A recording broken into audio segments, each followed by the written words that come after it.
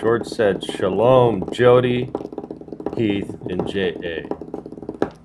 Jody lost a lot of weight. Yeah, he did. That's Dave Barb. What's up, Barb? What up? Happy Monday, everybody out there in the internet land. I'm Bear from the internet, you know that. Joined by my brothers this morning, Heath and Barb. And you guys do the YouTube thing, subscribe, ring the little bell icon, share the show with somebody that you love, because that's the only way that the show grows, because YouTube no likey us very mucho. Whatever. 2 channel strikes, working on a third, don't care. Like a sword of Damocles hanging over my head. Alternate channel is Blue Collar President, and shout out to all the patrons, economic engine of the Bear Nation. We'd be dead in the water without you guys. Link is in the description. Wars and rumors of wars. Yeah. Here we are. Here we are. I was thinking about this morning.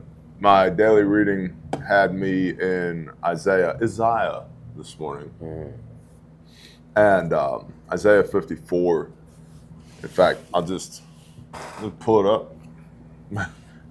I said to somebody the other day, back in my day, the internet was in books. And Yep. yeah. Too far. Still too far? Not far enough. Isaiah 54.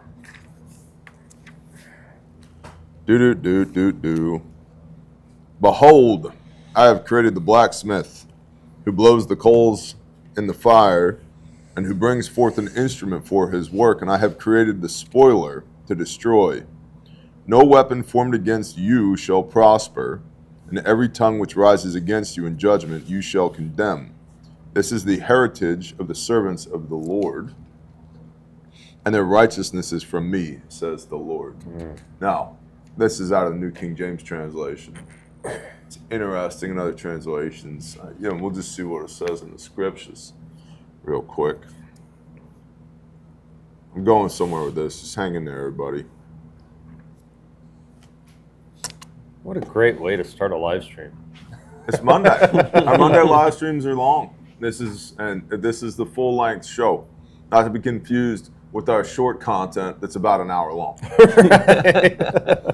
No weapon formed against you shall prosper, and every tongue which rises against you in judgment shall prove wrong. This is the inheritance of the servants of Yahweh, and from their righteousness, and their righteousness from me, declares Yahweh, the Lord. The reason I bring this up, Matthew 24, wars and rumors of wars. That's what I was reading this morning.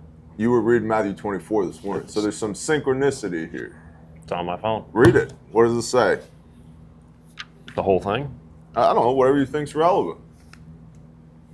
A lot of it. I would start the wars. I would start the wars and rumors of wars portion.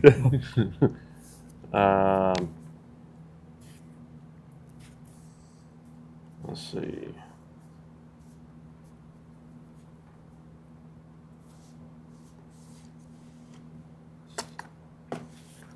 Well, Boom. the area that was kind of working on me was like in, I guess it'd be around 11 and on. And many false prophets shall rise up and lead astray, or lead many astray. And because the increase is in lawlessness, the love of many shall become cold. And I'm looking around at all the Lawlessness. yeah, and the amount of anger that's happening everywhere around.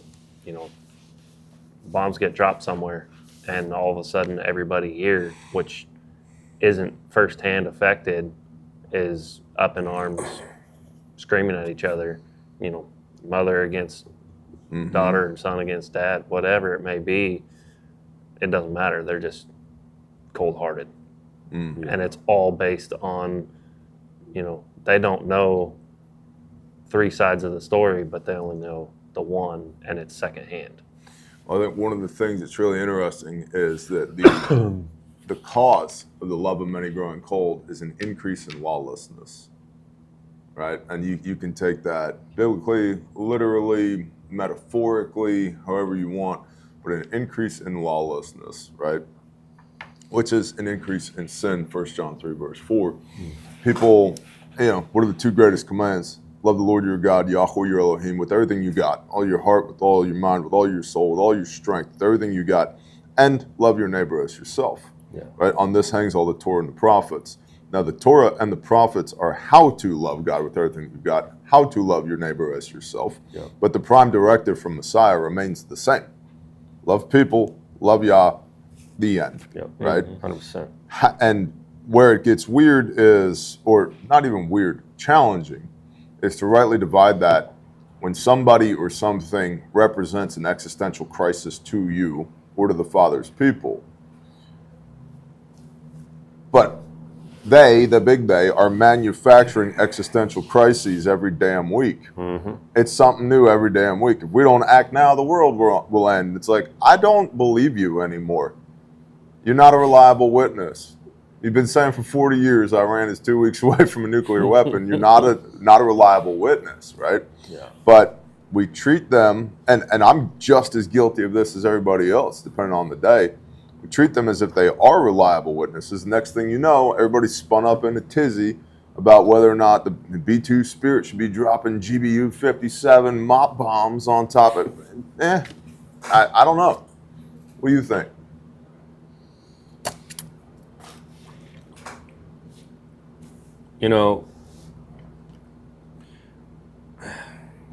I think there's a lot of different things going on. First thing I saw this morning on X was this video of an Iranian reporter talking about how, when the bombs dropped on the bunker or the underground facility for nuclear Fordo. development. Yep. Fordo, yes, thank Yep. you. I keep forgetting that location. They're just so pompous. Mm-hmm. Oh, we barely even felt it. There's minimal damage. Their weak bombs did practically nothing. Yep. Like, just spewing nonsense. And the way I understand it is the bombing itself was not meant for civilians or anything. It was just aimed directly at the nuclear facility. That's it. Yeah. So, and if that's the case, good job, those who executed. Minimal casualties, all the things there. That's tremendous. That's huge, because we still, whether you're Iranian or not, care about preservation of life. Yep. We just can't have, Yep. a nation that can't be trusted with nuclear power to have nuclear power. So there's, yes, my understanding is that it was, they hit 3 facilities, they being the United States. We hit 3 facilities. Natanz, Isfahan, and Fordo. Yeah. And Fordo is the one that's built in the side of a mountain, several hundred feet below the surface, blah, blah, blah. And all those are nuclear targets, military targets. They're not civilian targets. It would be, in the United States, a lot of our military bases, not all of them, but a lot of them are co-located in the heart of a civilian populace. Like, go to Oklahoma City, Tinker Air Force Base. Mm-hmm. That's a level tier 1 target. Yeah. 100%, right? So if you hit Tinker, you're hitting everything around Tinker as well. Right. There will be follow-on effects. Not the case in Fordo. On the side of a mountain. Like, no wonder you didn't feel it. It's like from where we're sitting here going, well, we bombed the Ouachita Mountains. Okay. I felt nothing. Yeah. But there's definitely an element of Persian pride in the need to save face from the Iranians. But the Persians are not the only ones who suffer from pride. Absolutely. So Proverbs 22:3, a prudent man foresees evil and hides himself, but the simple pass on and are punished. The simple, meaning those who are not who can't read the writing on the wall, who don't understand the signs of the time. They pass on, they continue on their way and are punished for it. And so there's something to be said here. I mean, this is the word of God from the Bible. The prudent man foresees evil and hides himself from it. Right. Flees to the mountain. It's not cowardice to not engage, is I think the point that I'm getting at here. And to what end? In fact, if you look back when the Israelites are wandering the wilderness, early on, they come upon a group of people called the children of Ai, right? The descendants of Ai. Right. And the father says, hey, those people, they're unclean, which gets all the way into Genesis 6, verse 4. Bedoratov, Noah was clean in his generations. His seed was clean. So the children of Ai were mixed blood, if you will. And I don't mean human and human. Yep. I mean human and non-human. So Yep. the father's like, wipe them out. And that might be an unlock for a lot of y'all who are listening. Like, it seems like early on in the book, a lot of people get killed. They weren't people. So that's actually a hang-up, and from my experience witnessing to individuals who are not agnostic or even on borderline atheism, because they read the word without understanding of context, looking at the Father as some genocidal, maniacal God who gets his rocks off on just killing populations of people. Yep. And that's not the case. Every bit of the word is literally about preservation of life. That's what the Father truly desires, is preservation of life, of his creation. Of his creation. Not an abomination that has been perverted through his creation. But we got to be careful with that, because today there are people who will say that these other people are not God's chosen, not God's elect. Therefore, they are subhuman, and we need to wipe them off the face of the earth. Right. On that pattern of what happened earlier in the Word, saying, look, this is clearly justifiable. We're God's chosen people. They're not. We can just bulldoze them into the ground, literally. But that's the antithesis, though, is chosen people. Who did Christ die for? All people. Mankind. Yep. Across the board. Yep. Not a chosen people. 100%. So children of Ai, the father says, go up there and wipe them out. And the Israelites, which was 13 tribes, but just so we're on the same page here, one of which was Judah. Okay, the Israelites are like, no, we're good. We don't want to do that. They scare us. Yeah. And the father's like, all right, well, you're going to suffer for that. So the next day, they're like, well, we'll go up and fight the children of Ai. We don't want to suffer. Moses counsels against him and goes, he's not with you. You better not do that. Don't go. And so they go up and they fight the children of Ai, and they get their asses handed to them. Yep. Because the father wasn't with them. Right? And so there's an element of you should engage when the father says to, and you should not engage other than when the father says to engage. Right? And so biblically, there are times when, you can see this in the book of Ecclesiastes, for everything there's a season. There's a time to make war. There's a time to make peace. There's a time to gather stones. There's a time to cast stones away. Okay, these are all seasons. And life, and human life and mankind is very cyclical, whether we want it to or not. If it wasn't cyclical, prophecy wouldn't work. Like, you got Matthew 24 pulled up on your phone. Yeah. That was relevant in the time of Messiah, 30 to 33 AD, with the destruction of the temple that came in 70 AD. However, it's also relevant to today. It's those cycles and those patterns that make prophecy relevant throughout time. So there are times that we should be making peace. There's also times when we should be preparing for war. And if we go back to the prudent man, who's the prudent man that sees this evil that's coming and then hides himself from the evil? So unlike the simple one, the fool, he's not destroyed by it. It makes me wonder, with everything that's happening geopolitically right now, we've got Iran and Israel, we've got Russia and Ukraine, we've got the United States and China, China and Taiwan. There's Africa is still unstable. Central and Southern America, roughly unstable. You got border wall stuff. All this stuff's happening. Add in the economic component to it. Add in climate change, aka sun stuff, and geomagnetic excursion, and all this stuff. Have you noticed that they're starting to like recycle old narratives? It's the same with Hollywood. They can't create any new content, so they're just recycling old movies. The news is just a different branch of Hollywood. Yeah. It's the same cameras, sound stages, same editing booths.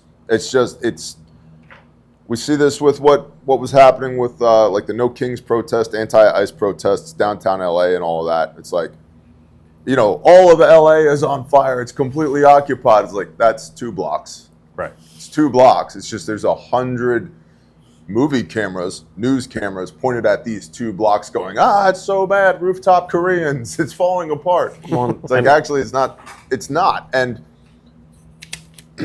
I know some people who were there reporting. I talked to some of the people who were there reporting, and they're like, meh, it's not that bad. These are people who are also on the ground, for like BLM riots and stuff, Kenosha, and they're like, compared to that, this is nothing. Okay, but even them, to their discredit, they're still reporting on it. Their front-facing narrative on X and on socials and on mainstream media is like, it's the end of the world. Because if it bleeds, it leads. People pay attention to it, right? Yep. But in actuality, you talk to them behind closed doors and like, it's not that bad. So if you turn the camera around, you see cars driving by, life happening, but it's over just here normal. it's a party. It's just normal. And I think there's something to that. There's a lot more normal in the world than there is abnormal. Yeah. But we pull out our existential crisis rectangles and we're like, oh my gosh, I ran. It's like, I ran? I live in Oklahoma. Like, what's happening here? Anything interesting happening here? How are you? Right. So we get spun up in a tizzy about the stuff that happens half a world away. From a preparedness standpoint, these are indicators. Yeah. I want to know if Iran's going to go hot. I don't even know if they can anymore. There's a lot of, like, why is it relevant to me? Probably the most relevant thing that could come out of this Iran-Israel conflict. First, they're spending our tax dollars. What else is new? That's what they do. They're going to continue to do that. Right? That's unless there is regime change in the United States, that's going to continue to happen. Second, I don't want my son or your sons or your son to go over there and bleed and die. Right. For 100%. that. I'm a diametrically opposed to that. Will not stand for that. Third, Iranian sleeper cells. All these Iranian sleeper cells that are here that could go hot. Maybe. Here's the thing. I don't actually know if there's Iranian sleeper cells or not. Yeah. Because who told me there were Iranian sleeper cells in the first place? The FBI? The FBI told me there were Iranian sleeper cells? And the CIA? Are they credible witnesses? Why does the FBI and the CIA want me to believe that there's Iranian sleeper cells? And are they Iranians? Or are they other Middle Easterners, maybe in a state approximately the size of New Jersey, that then behave badly in a false flag attack to say, look what Iran did, we must go to war against them. Because I watched this movie once already, September 11th, 2001, wasn't a fan, don't want to see the sequel. Sorry, I just got a diatribe there. I do think it's interesting, there's, you brought up a few times the idea of a wise man or a prudent man sees evil and hides himself. Mm-hmm. That does not encompass cowardice. Yep. Just because you see evil and hide yourself, it's basic. And like, don't become decisively engaged. 100%. It's not giving you reason to not train. It's not giving you reason to not operate in meekness and hold a certain level of power and authority.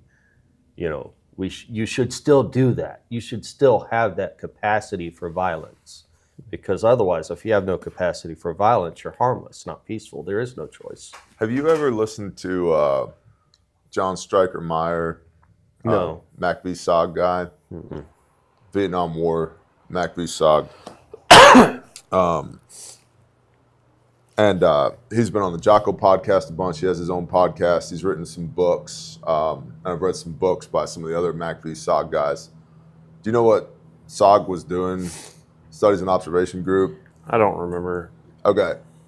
They'd take like 2, maybe 3 Americans and 4 or 5 Vietnamese and go into North Vietnam, Laos, and Cambodia, way behind enemy lines, no official cover. They'd get dropped off with a helicopter, and they'd go in like 7 guys, literally with 50 M16 magazines and a dozen grenades and a couple of claymores each and like 1 canteen of water and a poncho.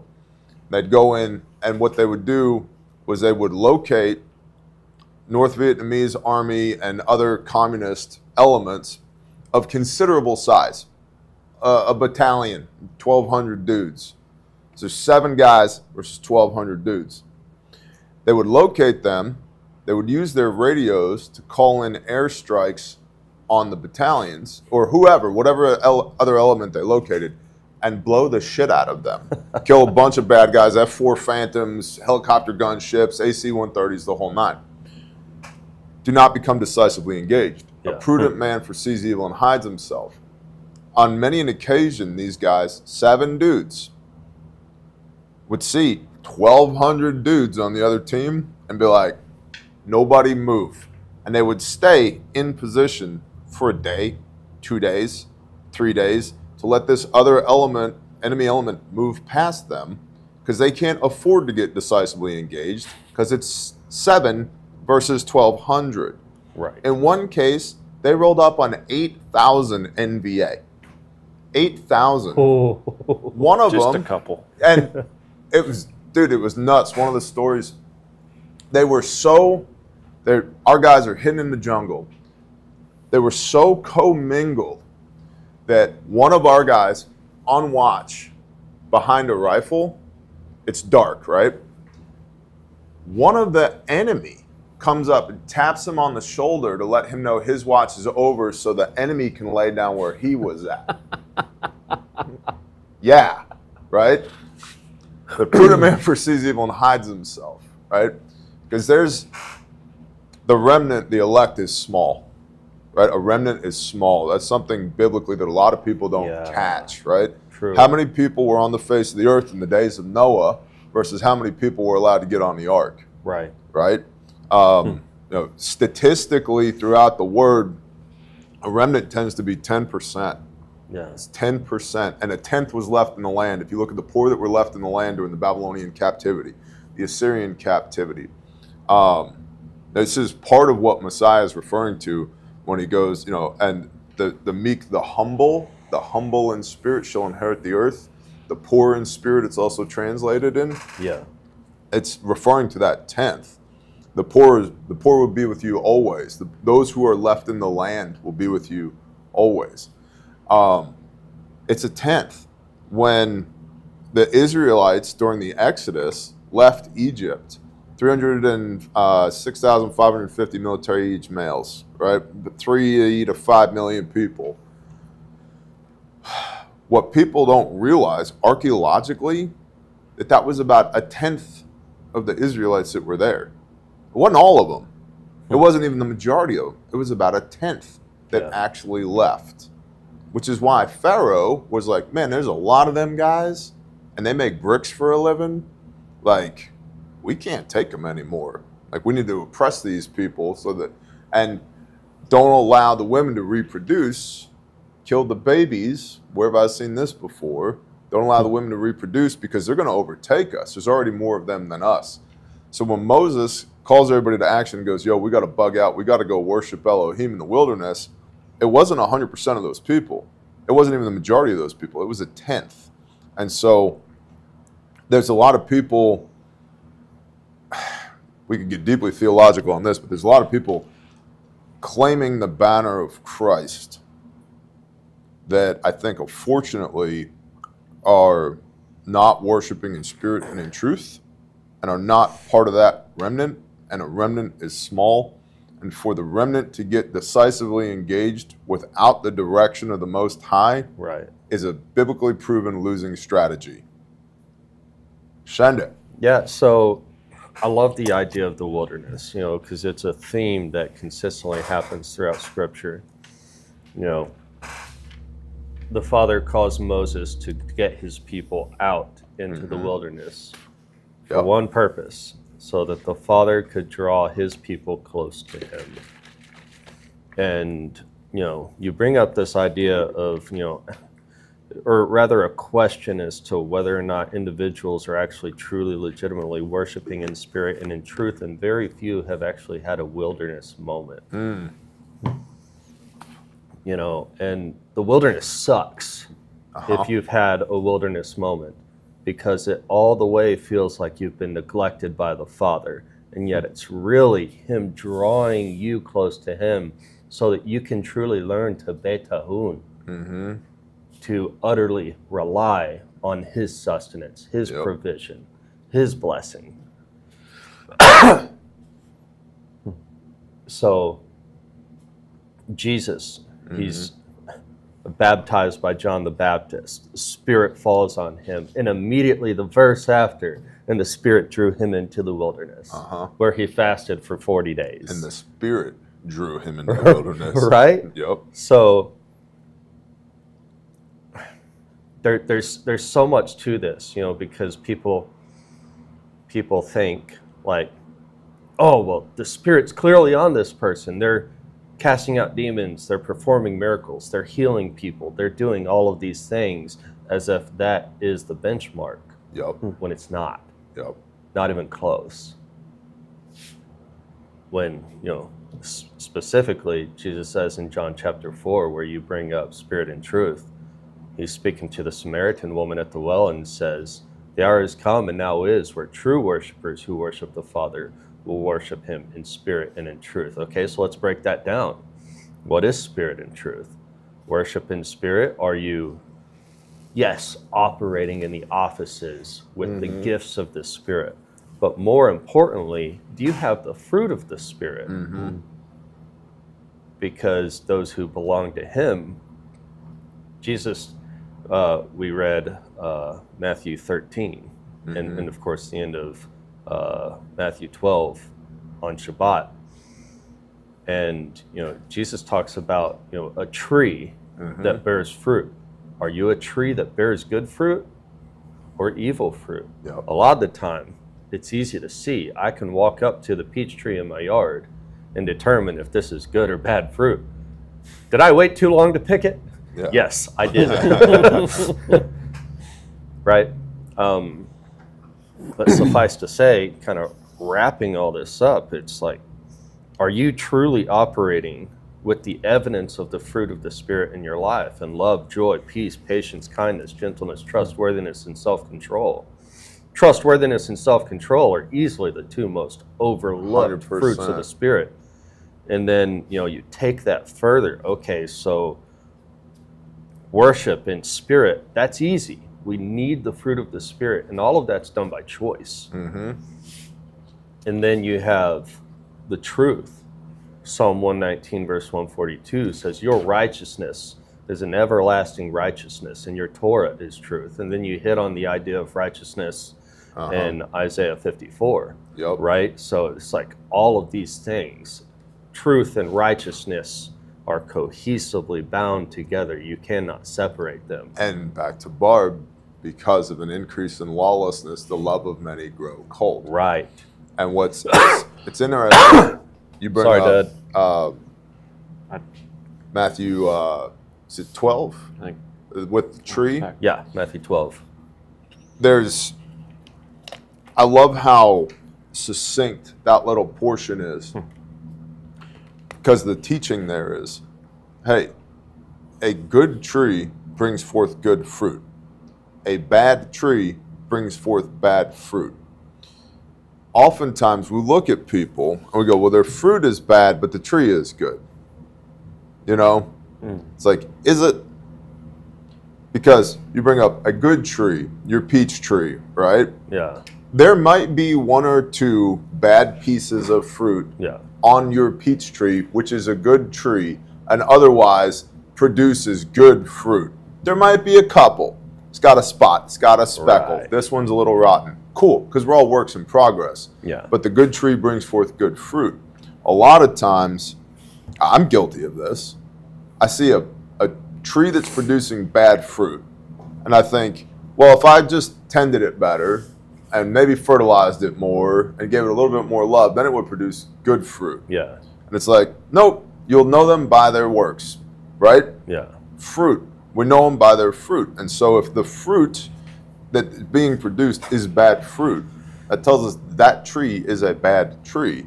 Yeah. And I bring that up because we're dealing globally, we have a lot of leadership issues. Right. We have a lot of leadership issues, and there's a lot of drosh, a lot of conversation back and forth about, well, yeah, this might be bad fruit, but it's a good tree. Is it? Not according to Messiah, it's not. Yeah. Okay? And at some point with this bad leadership, you end up leaning upon the splintered rod of Mitzrayim, of Egypt, and it's like, what do you want to support you? Abba Yahweh Elohim, the Lord your God, creator of the heavens and the earth, or Pharaoh. Pick one. Well, he's not Pharaoh, he's a president. We're allowed to vote for Pharaoh. So? It's still Right. Are we even allowed to vote for Pharaoh? Does it actually matter? I'm not convinced that it matters. And I think probably, in hindsight, I have wasted a significant portion of the last 5 years of my life being overly concerned with politics, hoping against hope that this current regime would be any different than the ones that I've grown up with. And I think that there are better kings and there are worse kings. There are better pharaohs and there are worse pharaohs, for sure. But that spectrum still sucks. Because if we look at who is president currently, all right? And I know, huge cult of personality. What I'm about to say is going to be wildly unpopular for a bunch of people. I don't care because it's true. The fruit that is being produced from this tree is still the same fruit that we've had previously. Same tree, different gardener.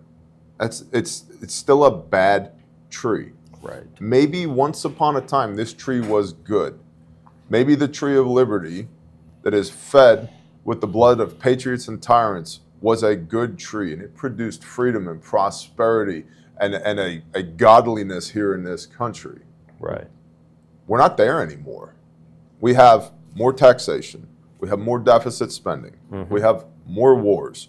We have more financial instability. More. Now, I think the tree has gotten infected over the years. I think certain people have decided, they've used financial influence to decide who gets to be the gardener. I think it's gotten to the point, the tree is so mature at this point that the gardener makes little difference. When it's new, when you have a fruit tree, right? And it's new, man, those first few years are really important. The first few weeks are really important. It gets established. The roots take hold, right? Maybe we got prune a little here, prune a little bit here, and put up some stakes and train it to some stakes so that it grows nice and straight. It's perfect, right? And then that fruit, the first 3 years, you don't partake of it. In the fourth year, it's set apart to the Father. And then in the fifth year, you may eat of it, right? Yeah. All that's biblical. But then once it's established, after the fifth year, it's like, it's a fruit tree now.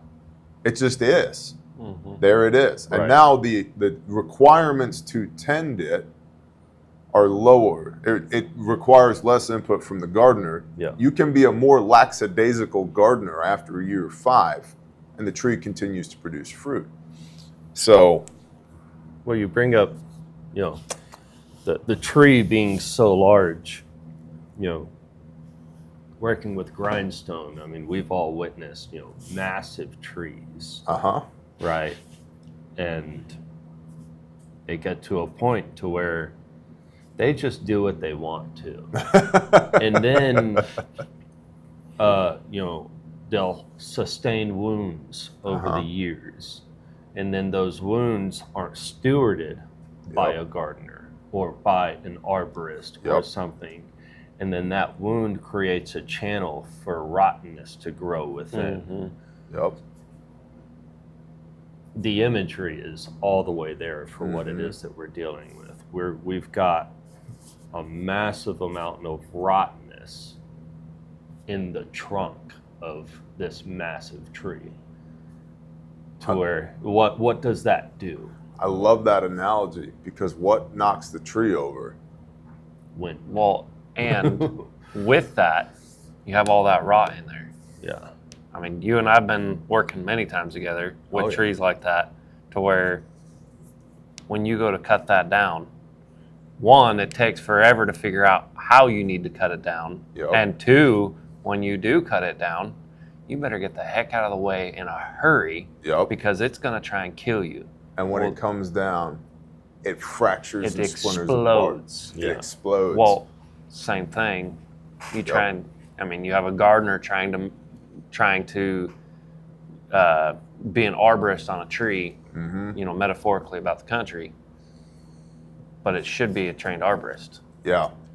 And because it's not, you have a tree that's now rotten. That you have to figure out how to either limb back or take down.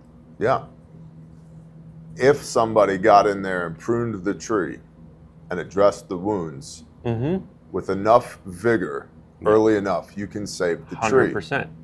Otherwise, it's done for. Yeah. Right? And then the storm comes along, which is wind and rain. Rain is provision from the Father. And you see this. We see this today. Mankind is hell-bent on playing God, and has been since the Tower of Babel. Okay? We're 4,000 years into this experiment. It doesn't work. God is in charge of rain. Cloud seeding, barium, aluminum, HARP, all this, and NextRad radar, all that. God is in charge of rain. And we know this because his rain is healing and restorative. The rain that people make destroys things. Okay? So the rain, which is provision from the Most High, and then the wind, which is the breath of life, which is the spirit, which is the Ruach. Right? And so at some point, the Ruach comes through and is just like, nope, this tree is bad. Sometimes when that tree falls over, it tears the root ball out. It uproots the roots. A thought that occurs to me is, once that tree is dead, if it's rotten, another tree does not grow in its place. Unless you tear it out and start over again. Right? There's very few trees that if you stump that thing, another one will grow back out of the stump. There's a few, but it's very, very rare. It's very uncommon that you can just stump it and you get another tree growing back. It's usually the garbage wood that does that. Like cottonwood. Little spindly. It's not the oaks of Bashan. It's not the cedars of Lebanon. It's the little garbage trees, the little tiny kingdoms, right? You cut their head off and 5 shoots come. You've ever had those little bushes that you're tending, right? You whack it off at the ground, you come back next spring, there was one head, now there's 7 little heads coming out of it. It's like, will you not just die? You get out there with a grubbing hoe, right? You rip it out of the ground, you're like, got it. You come back a year later, here it comes again. Ugh. I think there's a metaphor here, for sure. And it's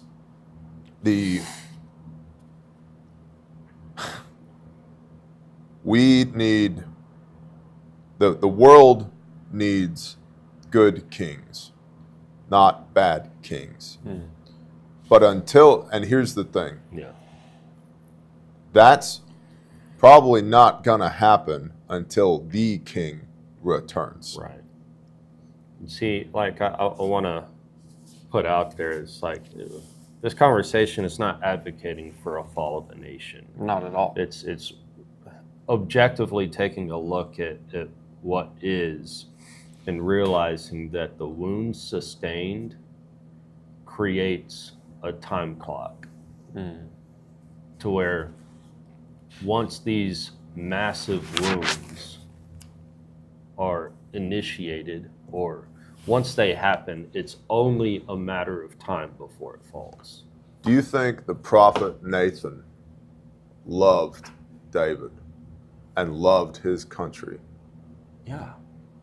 But he still had the balls to go to David and to. say, what are you doing? Yeah.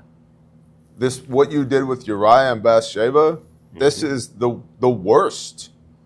You know? Yeah, and it's this, he tells him a parable, and he's like, there's a poor man who had one little lamb, and a rich man who had all these flocks and herds. And the rich man stole the poor man's one little lamb. And David's like, well, that man has to repay fourfold. What a scumbag, right? Maybe, is there a way we could put him to death? And Nathan's like, you're that man. You're that guy. Yeah. And David's like, oh, you got me. And so it takes men of God to speak truth to power in order to correct the direction of a nation, is my point. And there's a lot of men of God today that pay lip service to the nation. They give more credence to the worldly nation than they do to the creator of it. Right. And that is not biblically allowable. And it's weak. That is weakness on behalf of that air quote leadership to not call balls and strikes as they see it. Yeah. We are not to simp for any man-made government, period, the end. While at the same time wanting the best for that government because it governs the physical nation that I and my children live in. Yeah. And all that's okay. And there's I've seen in my lifetime more and more and more things get politicized. Everything's political now, and everything is so tribal that if you don't agree 100% in lockstep with what this faction says you're supposed to, right, you're a man without a nation. But most people don't agree 100% with what the left says or the right says or the Libertarian Party says or whatever. We all have different opinions and thoughts, and the radicalization of both the far left and the far right. What about the 80% in the middle? What about normal people? Barb, you just want to build your homestead, raise your kids, right? Hang out with your wife.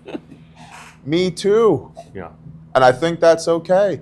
And I'd really like to be able to afford basic things like housing and energy and groceries. And I would really like the king to not send my children to go die in a far off land. And that shouldn't be too much to ask, you know? Yeah.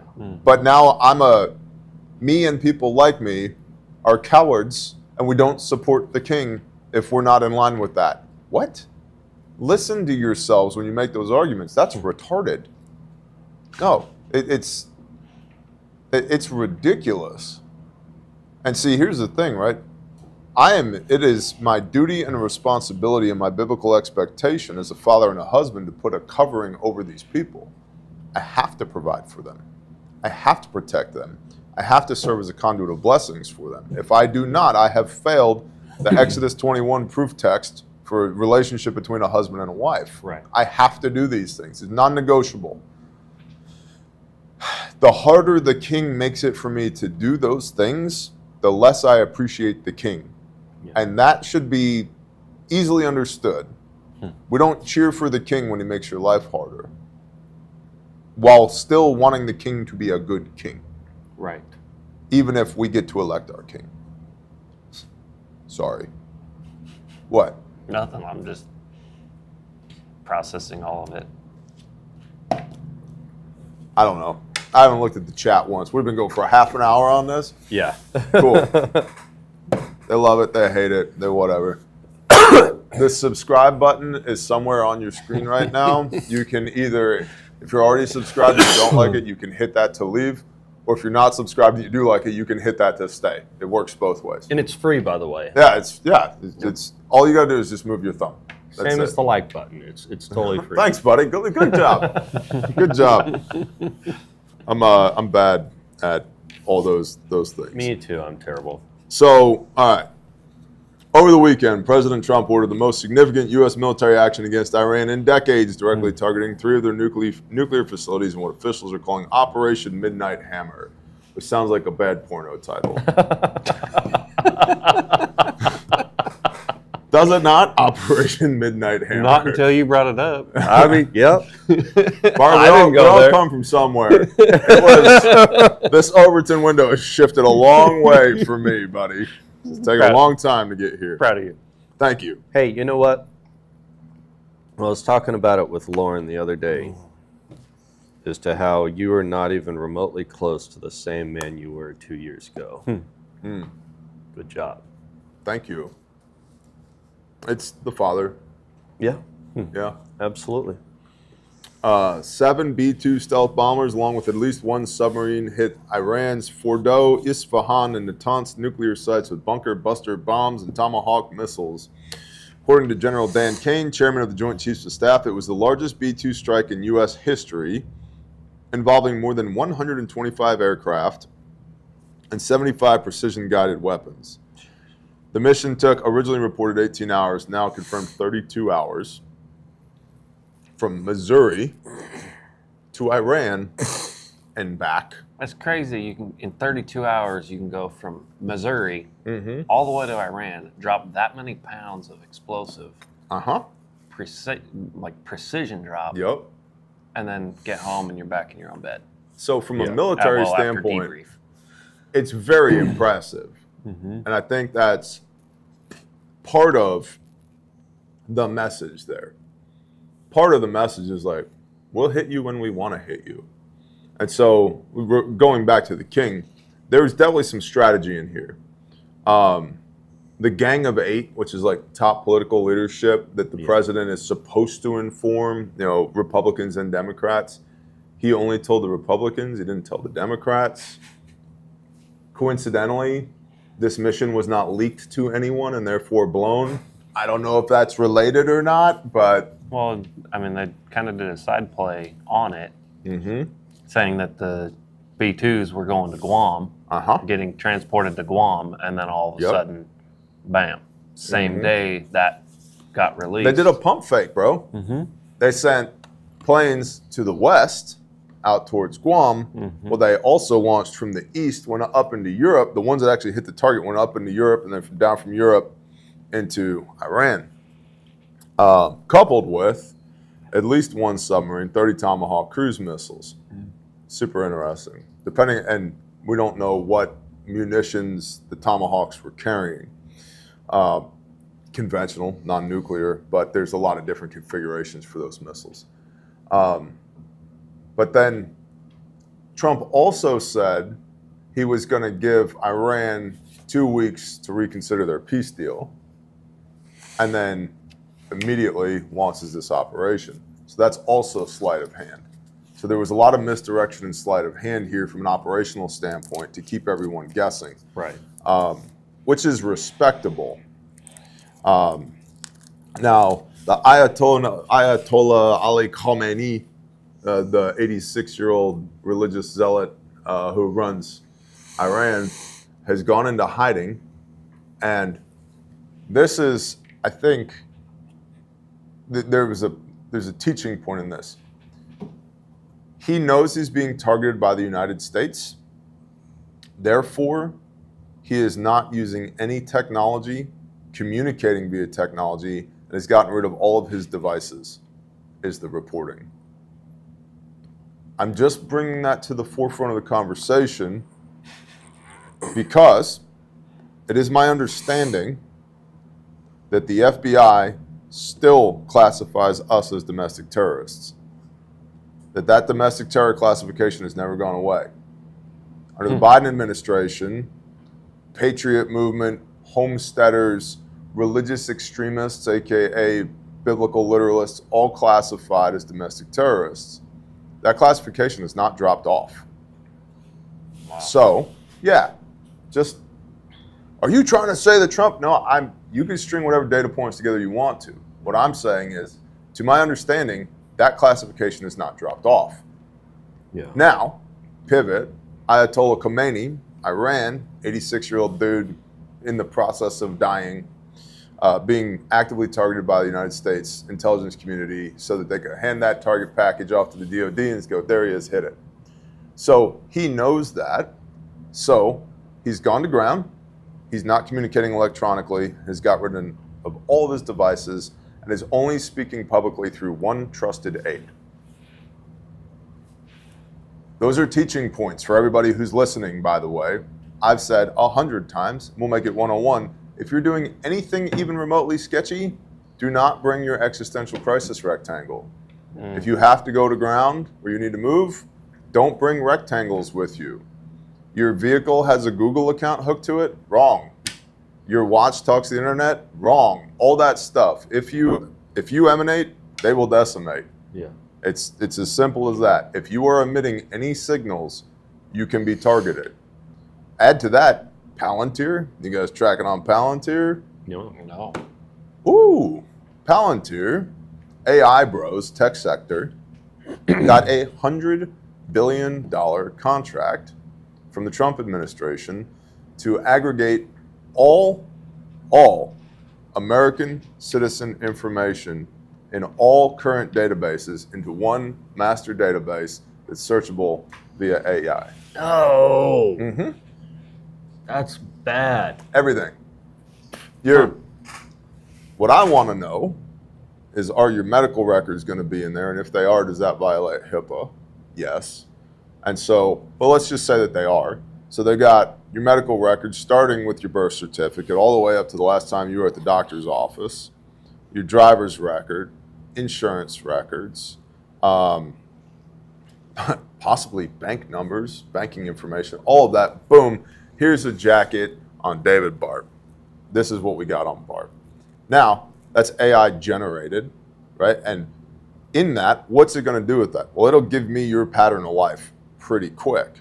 Because if it has access to your bank account, now I've got your spending habits. If it has access to your cell phone data, now it knows which towers you're pinging. It'll put POL, pattern of life, together on you in about 4 seconds. Mm-hmm. So if I got to find David Barb, beep, boop, beep. Oh, it's Tuesday, he's right here. Like that. Fourth Amendment? Like, how did we even get here? Right. And to what end? Right. Why? What's the purpose of it? They're saying that it'll increase government efficiency. To do what? You're going to make it easier to target me?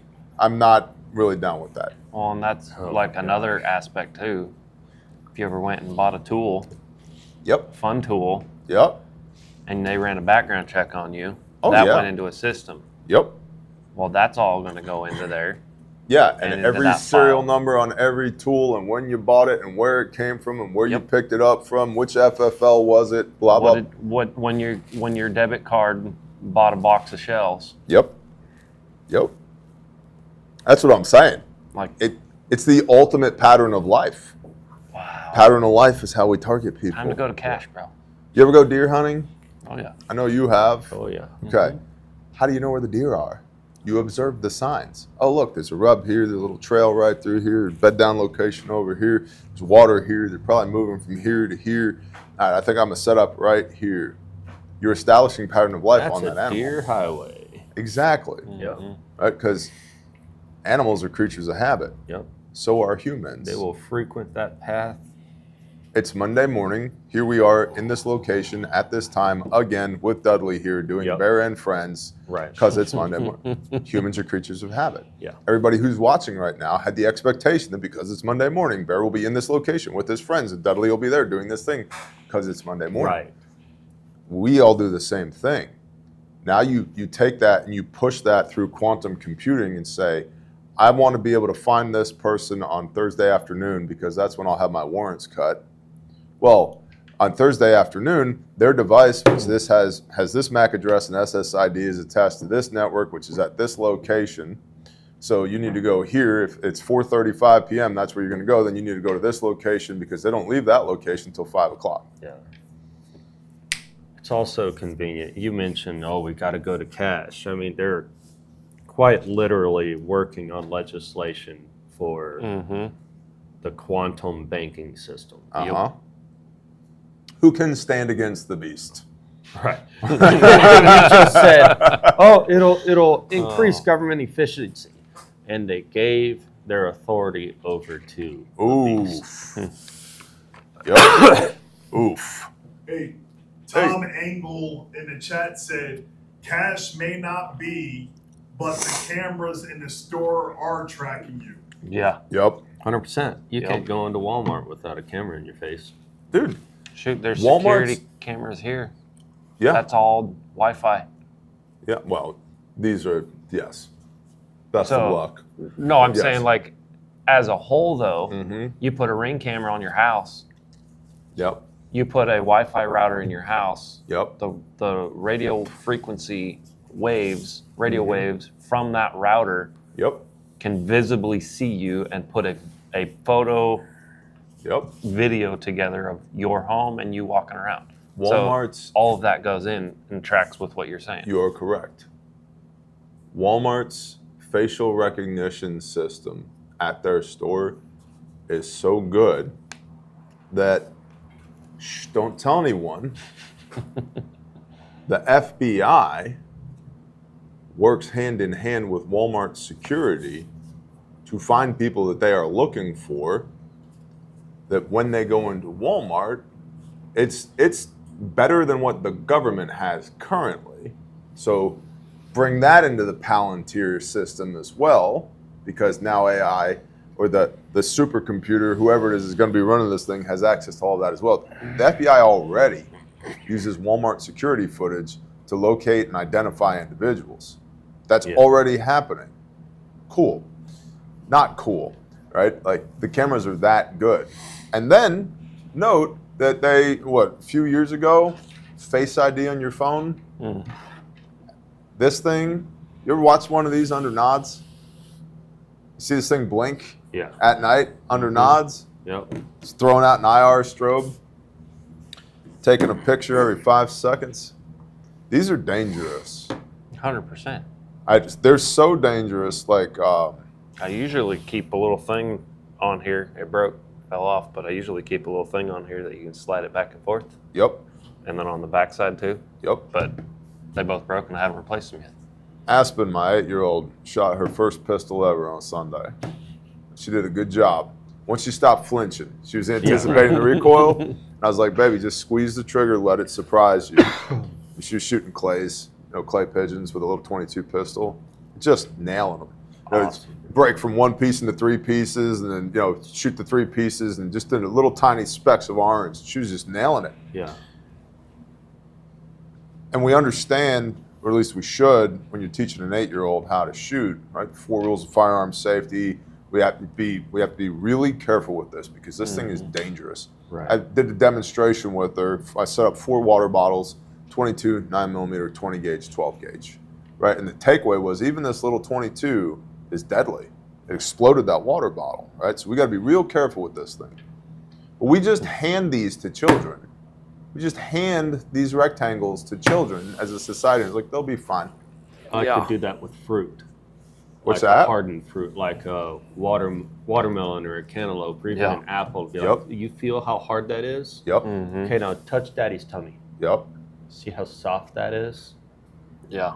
Right? Yep. I mean, regardless of what 6-pack of abs anybody has, that's soft tissue. You can still feel how soft that is, right? And then that illustrates this picture. Feel how hard this is. Uh-huh. Okay, now shoot it. Yep. Yep.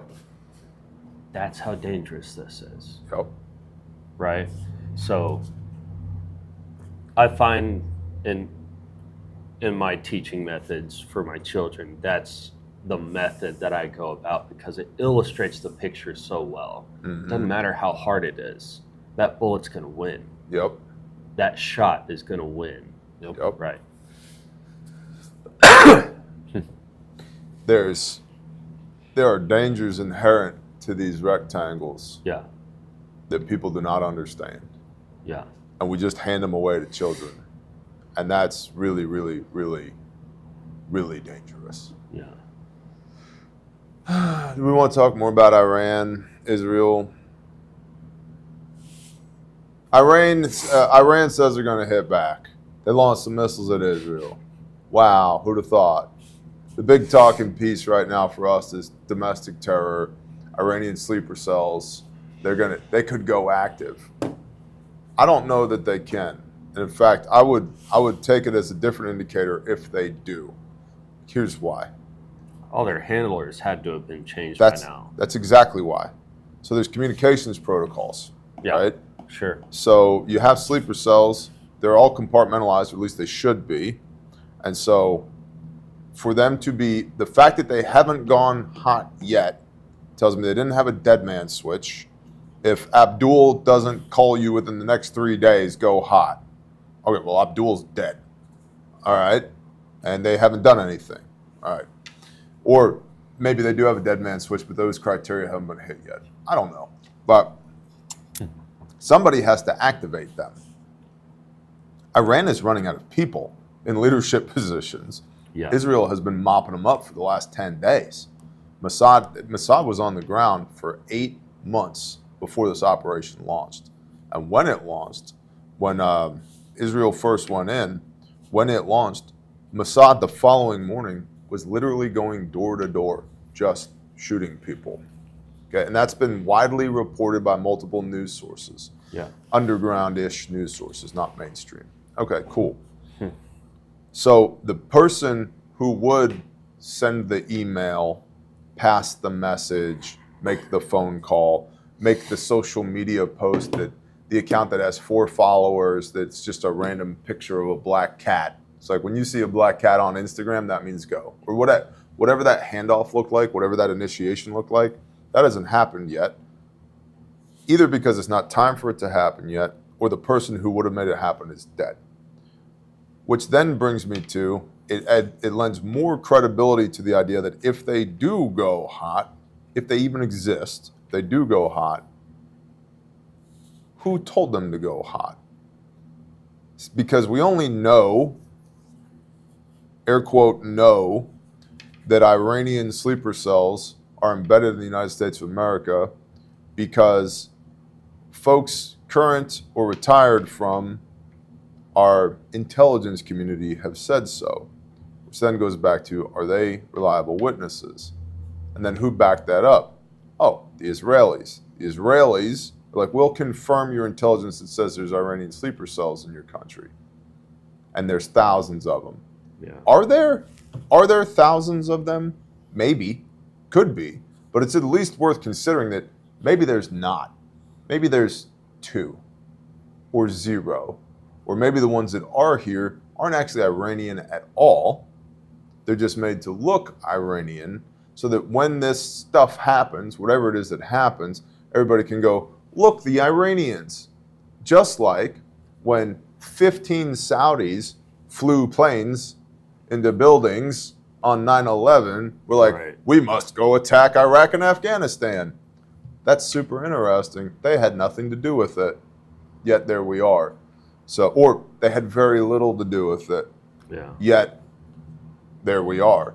So I don't know if I'm buying that the Iranian sleeper cell narrative. And again, I could be completely wrong on this. I just haven't seen any credible reporting on it, you know? And then what will probably happen is you'll get 100 different news sources, influencers, media outlets, all parroting the same talking points. Yep. Prior to an attack. Then they'll say, see, we told you, now we must go to war, which goes back to Hollywood versus media. I mean, they do the same thing with every election. They do the same thing with, they did it in 2019 and 2020 with the implementation of COVID, right? So, I mean, it's all the same tactic across the board every single time. And I think a lot of people are waking up to that. Yeah. I've seen this before. I've seen this play. You guys have one play. You know, like if you ever watch sports, like at least there's a binder full of plays. Like on football, there's a coach on the sidelines going, maybe we're on this one. Blue 42. All right, send it. It's not, if you run the same play every time, on about play 3, the opposing team goes, hey guys, they're going to throw the ball to that guy. Like it just becomes obvious. They keep running the same play. Yeah. And that's part of why they use these damn rectangles, is to keep people distracted, diminish their abilities to observe and shorten their attention span, so that they don't see the same pattern that the big they, continue to try and run over and over and over again. It's like, well, it's been 20 years since we've had a war. Here comes a false flag. Like, I don't know. So speaking of, like, the dying tree, the rotten inside or whatever. So we have all these sleeper cells here, supposedly.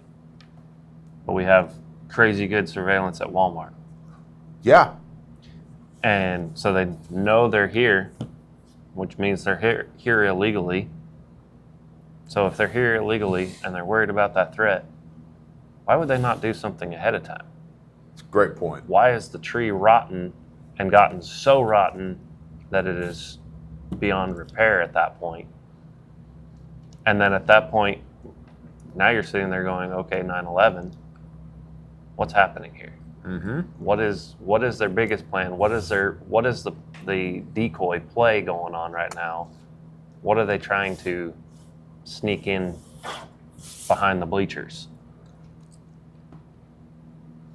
When you have things like, all sleeper cells, and then dropping 30,000-pound bombs and tomahawks. It's a great point, because they have the capability to stop these people exists. It's just not being deployed. It's not being used in that manner. One of the arguments that's being made about this attack on Iran, for all the people out there who get pissed about how to pronounce stuff. We're in Oklahoma and I'm a white guy. All right. What's not culturally sensitive? Cool. I'm not culturally sensitive. But one of the things that's being said about these attacks on Iran is, for the money that was spent and the logistical heavy lift that was invested in, which is, again, very impressive. Very impressive. Mm-hmm. But we could have probably taken 100th of that money and actually audited Fort Knox. We could have done that.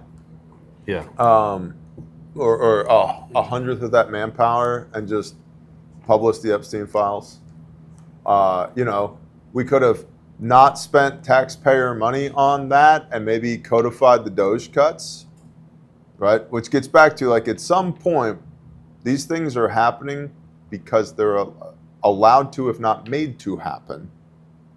Right? And so people pay lip service to, debt bad. We're going to balance our budget. Bro, you spent more money than anybody else. I know, but debt bad. But it was really important. We had to.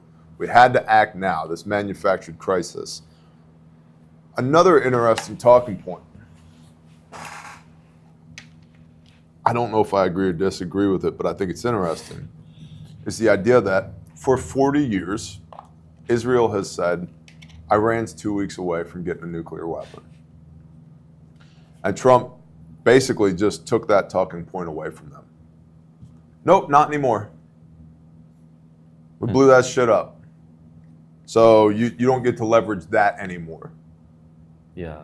Right? And so there is something to be said for, like, well, maybe that could potentially encourage peace in that region and remove some of the undue influence of one nation over another, because, well, Iran's going to get nuclear weapons.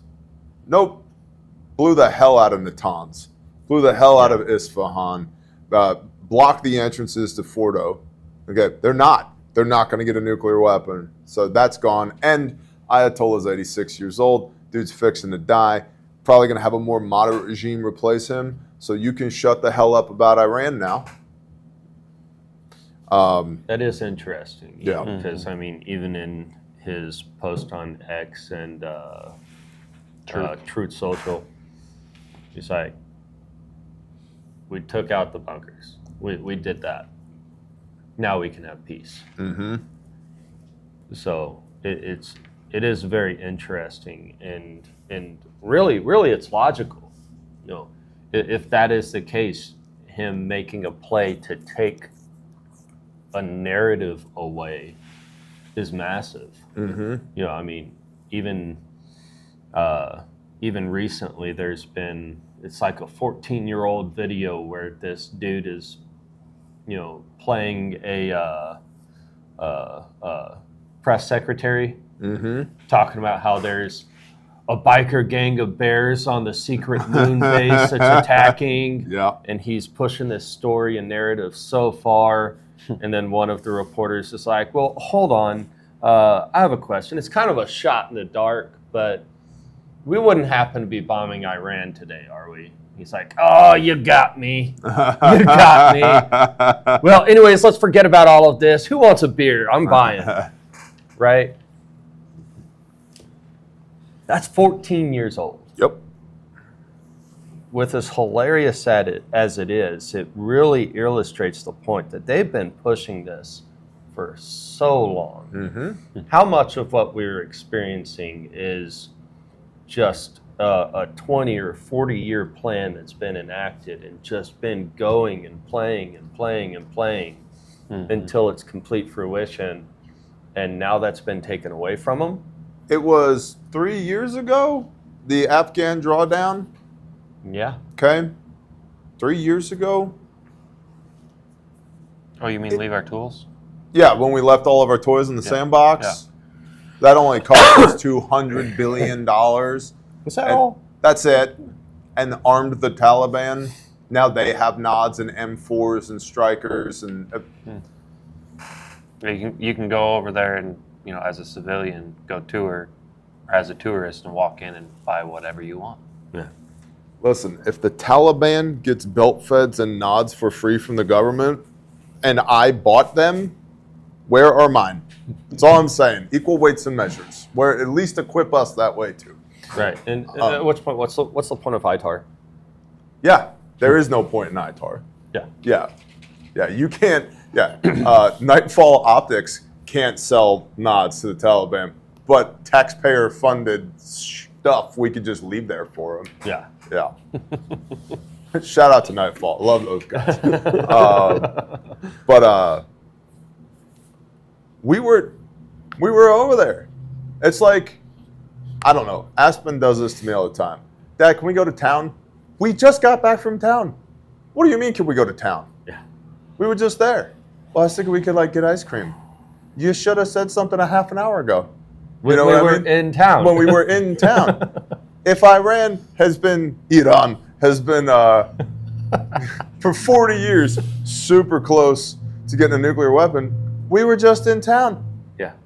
I'm not saying Afghanistan and Iran are right next to each other, but it's a lot closer than Missouri and Iran. You know? So if this was a... Sorry.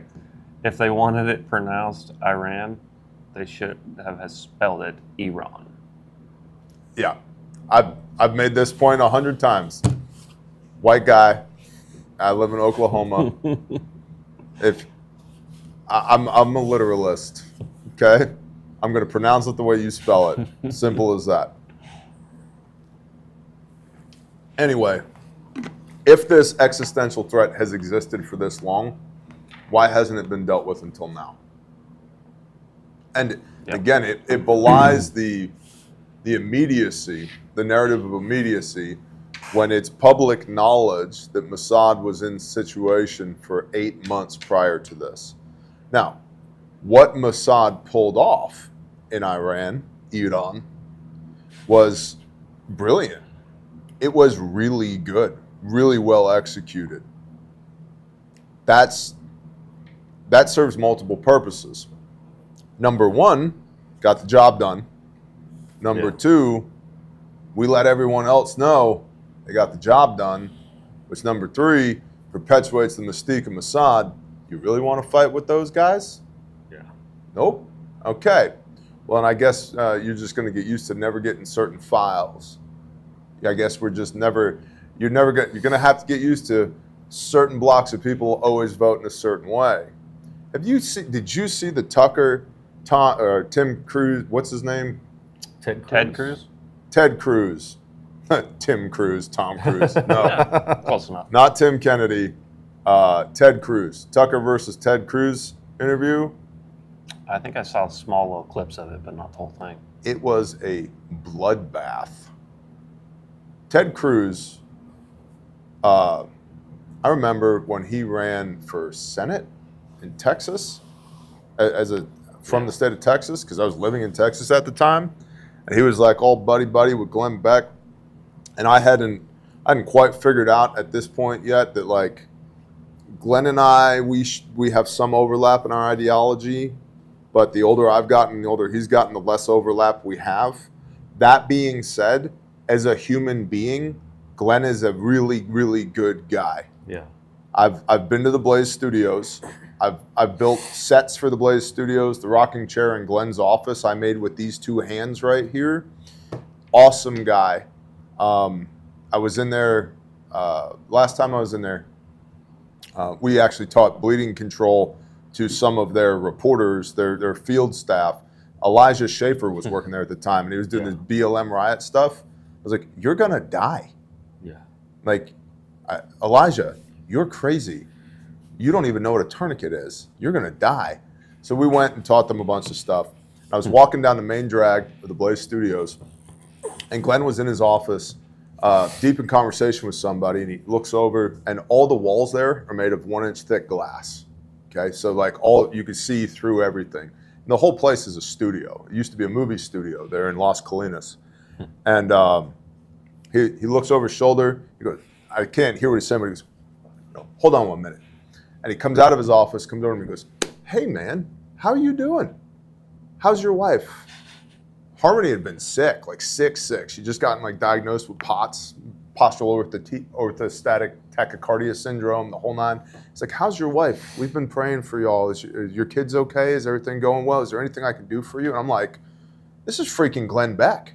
Yeah. Like the Glenn Beck, you know what I mean? I'm like, "We're good, man. Thank you. Appreciate the prayers. She's doing better.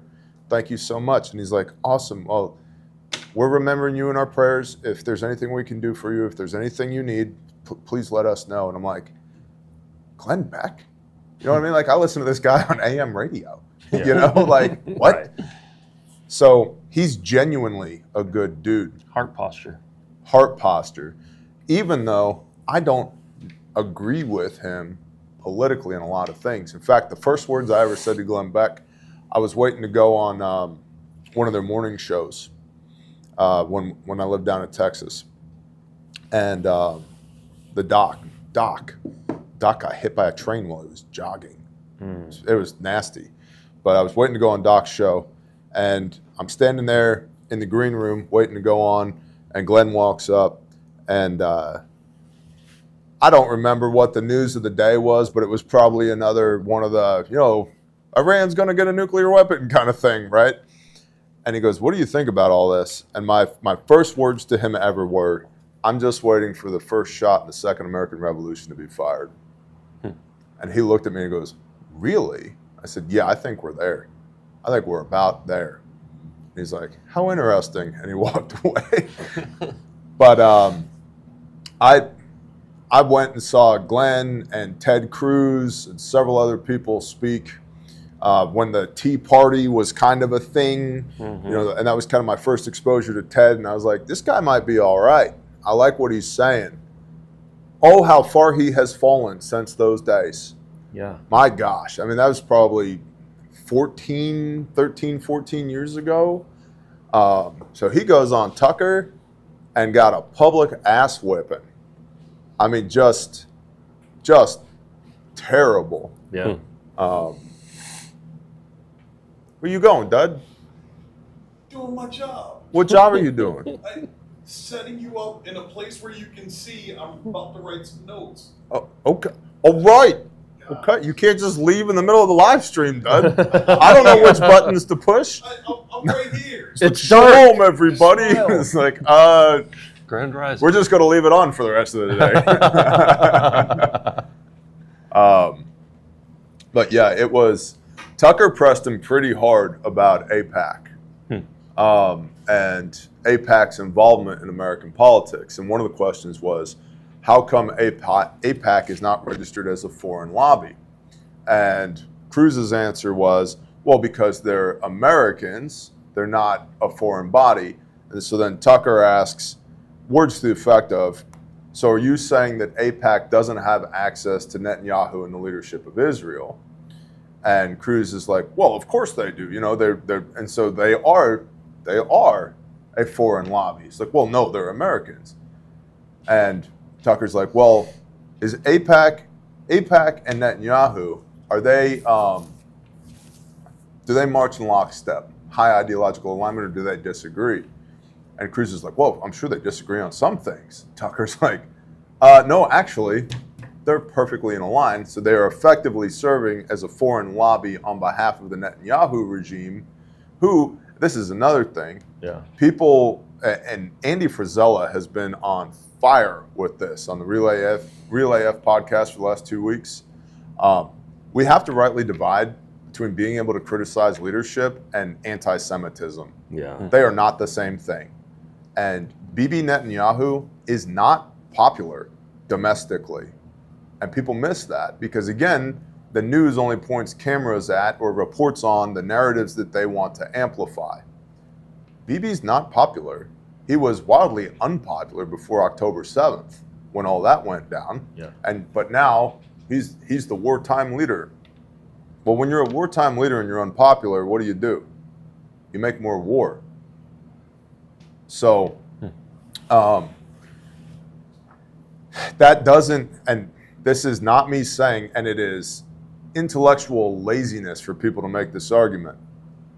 I am not anti-Jewish. There are many Jewish people in my life that I love. Yeah. But the leadership of the nation state of Israel, I disagree with their actions and behaviors, just as I have often disagreed with the leadership of the United States of America and their actions and behaviors. And we have, the man of Elohim, the man of God, has to be able to go to the king and say, yo, you're stepping on it. Stop. Right? Nathan and David. Was Nathan, the prophet Nathan, being anti-Semitic when he went to King David and said, yo, get your poop in a group? Is that anti-Semitism? No, it is not. No. It's truth. Yeah. Hey, you're messing up. Stop. Because as the king goes, so does the nation go. Right? Yeah. Read 1 Kings, 2 Kings, 1 Chronicles, 2 Chronicles. Read Judges. Read Samuel. Read the Bible. Every single time. Every new king. The way that king goes, that's the way the nation goes. Yep. Every single time. Yep. And then the king is ultimately judged for it. 100%. Well, it goes to James. My brothers, let not many amongst you be teachers, for you're held to a higher level of account. Yeah. Right? And so there's something to those who are in positions of authority have higher levels of responsibility. The more authority, the more responsibility. In the eyes of the Creator. That not just in the eyes of men, in the eyes of the Creator. And so you see a lot of people, and I agree with it, but maybe not in the way that people would think, saying, we've got to pray for Trump. Yeah, we do. But do not blindly pray for the Father to bless unrighteousness. Right.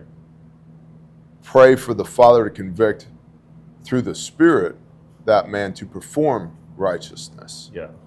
And one of the things, frankly, that annoys me about Trump is when he gets on his trips about like, Jesus, I love Jesus, great guy, super great guy. It's like, stop.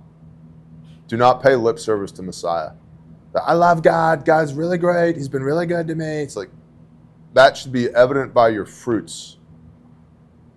And he has a camera pointed at him a lot. Yeah. So you see more of that out of him than most people. The average American doesn't have a camera pointed at him, but the average American is engaged in that same bullshit of paying lip service only to the Creator and to Messiah, rather than serving them in spirit and in truth and doing what Right. they're supposed to be doing. Messiah rebukes the Pharisees when he says, these people, their lips are near to me, but their hearts are far from me. Yeah. Right?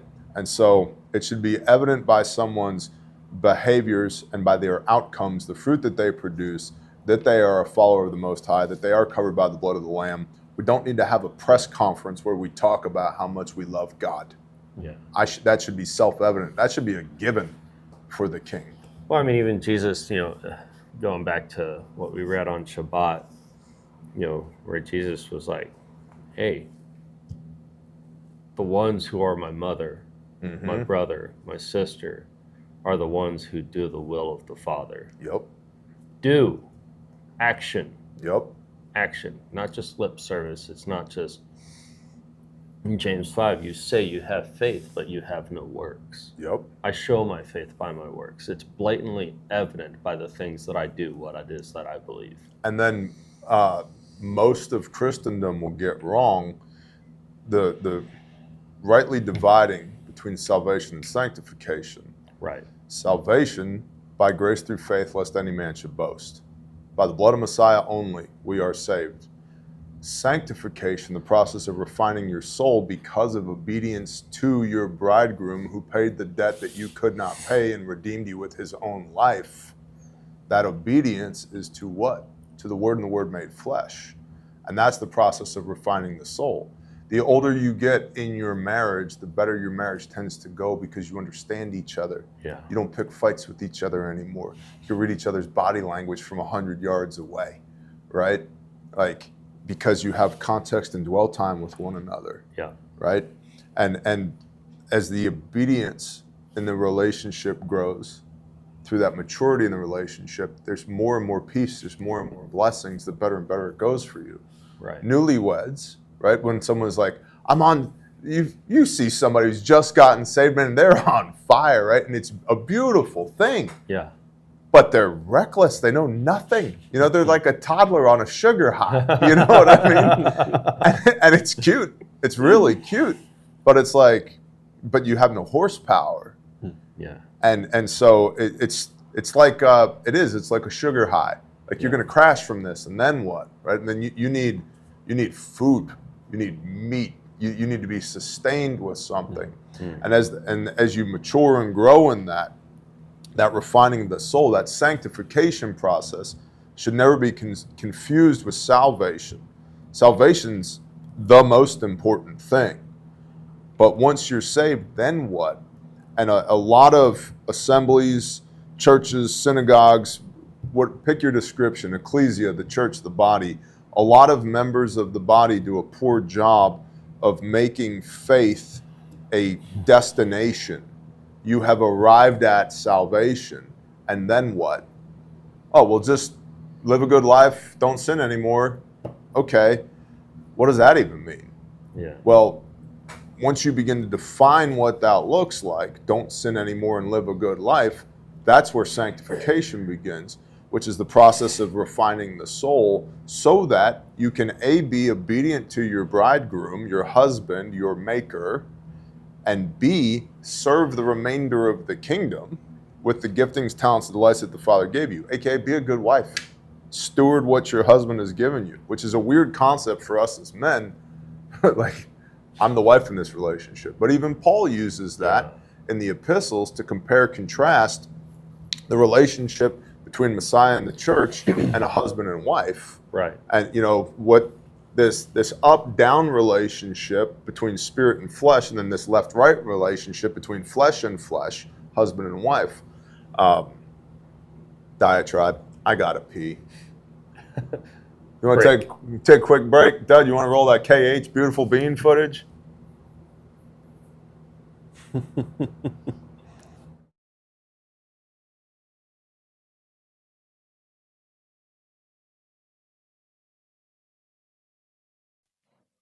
Hey guys, it's Lissa with Caleb House Construction and Development Teams. Here to give you a brief update on what we're doing. Right now we have one house that's about halfway through its build process. That'll be our director's house. We are looking at starting dirt work for Care Home 2 here in the next 2 weeks.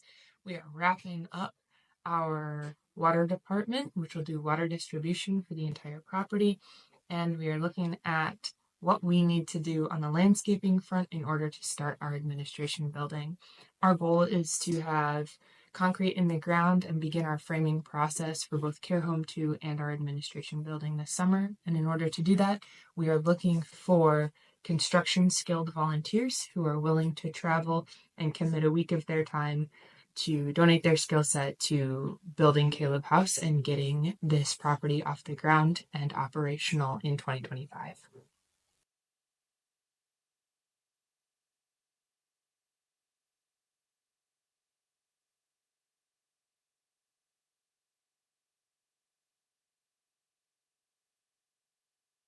Hey everybody, this is Sarah with Caleb House. I wanted to give you a quick update on what's going on the events and fundraising side of things. We have our restoration fundraiser coming up June 20th through July 20th with a $300,000 goal. That $300,000 to kind of give you an idea of what it could do. It could build all of Care House number 2. And so that'd be really exciting. You may be asking what kind of donations count towards the restoration fundraiser. It's going to be anything that comes in online through our website during that time period, any recurring donations that are already set up prior to June 20th, and then any check or cash that is either mailed to or brought to the office, all of that will count towards the goal of $300,000.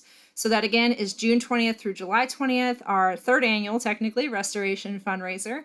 And then in the middle of that, on July 1st, we're going to be announcing the 2026 dates for the Refuge Ruckus. So you definitely want to make sure to keep an eye out for that.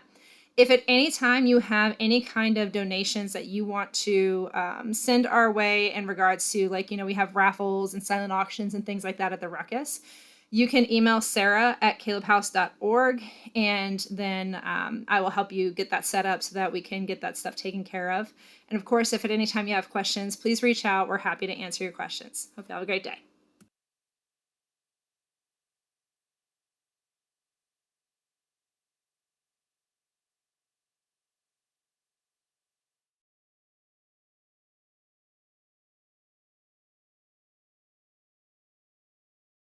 That.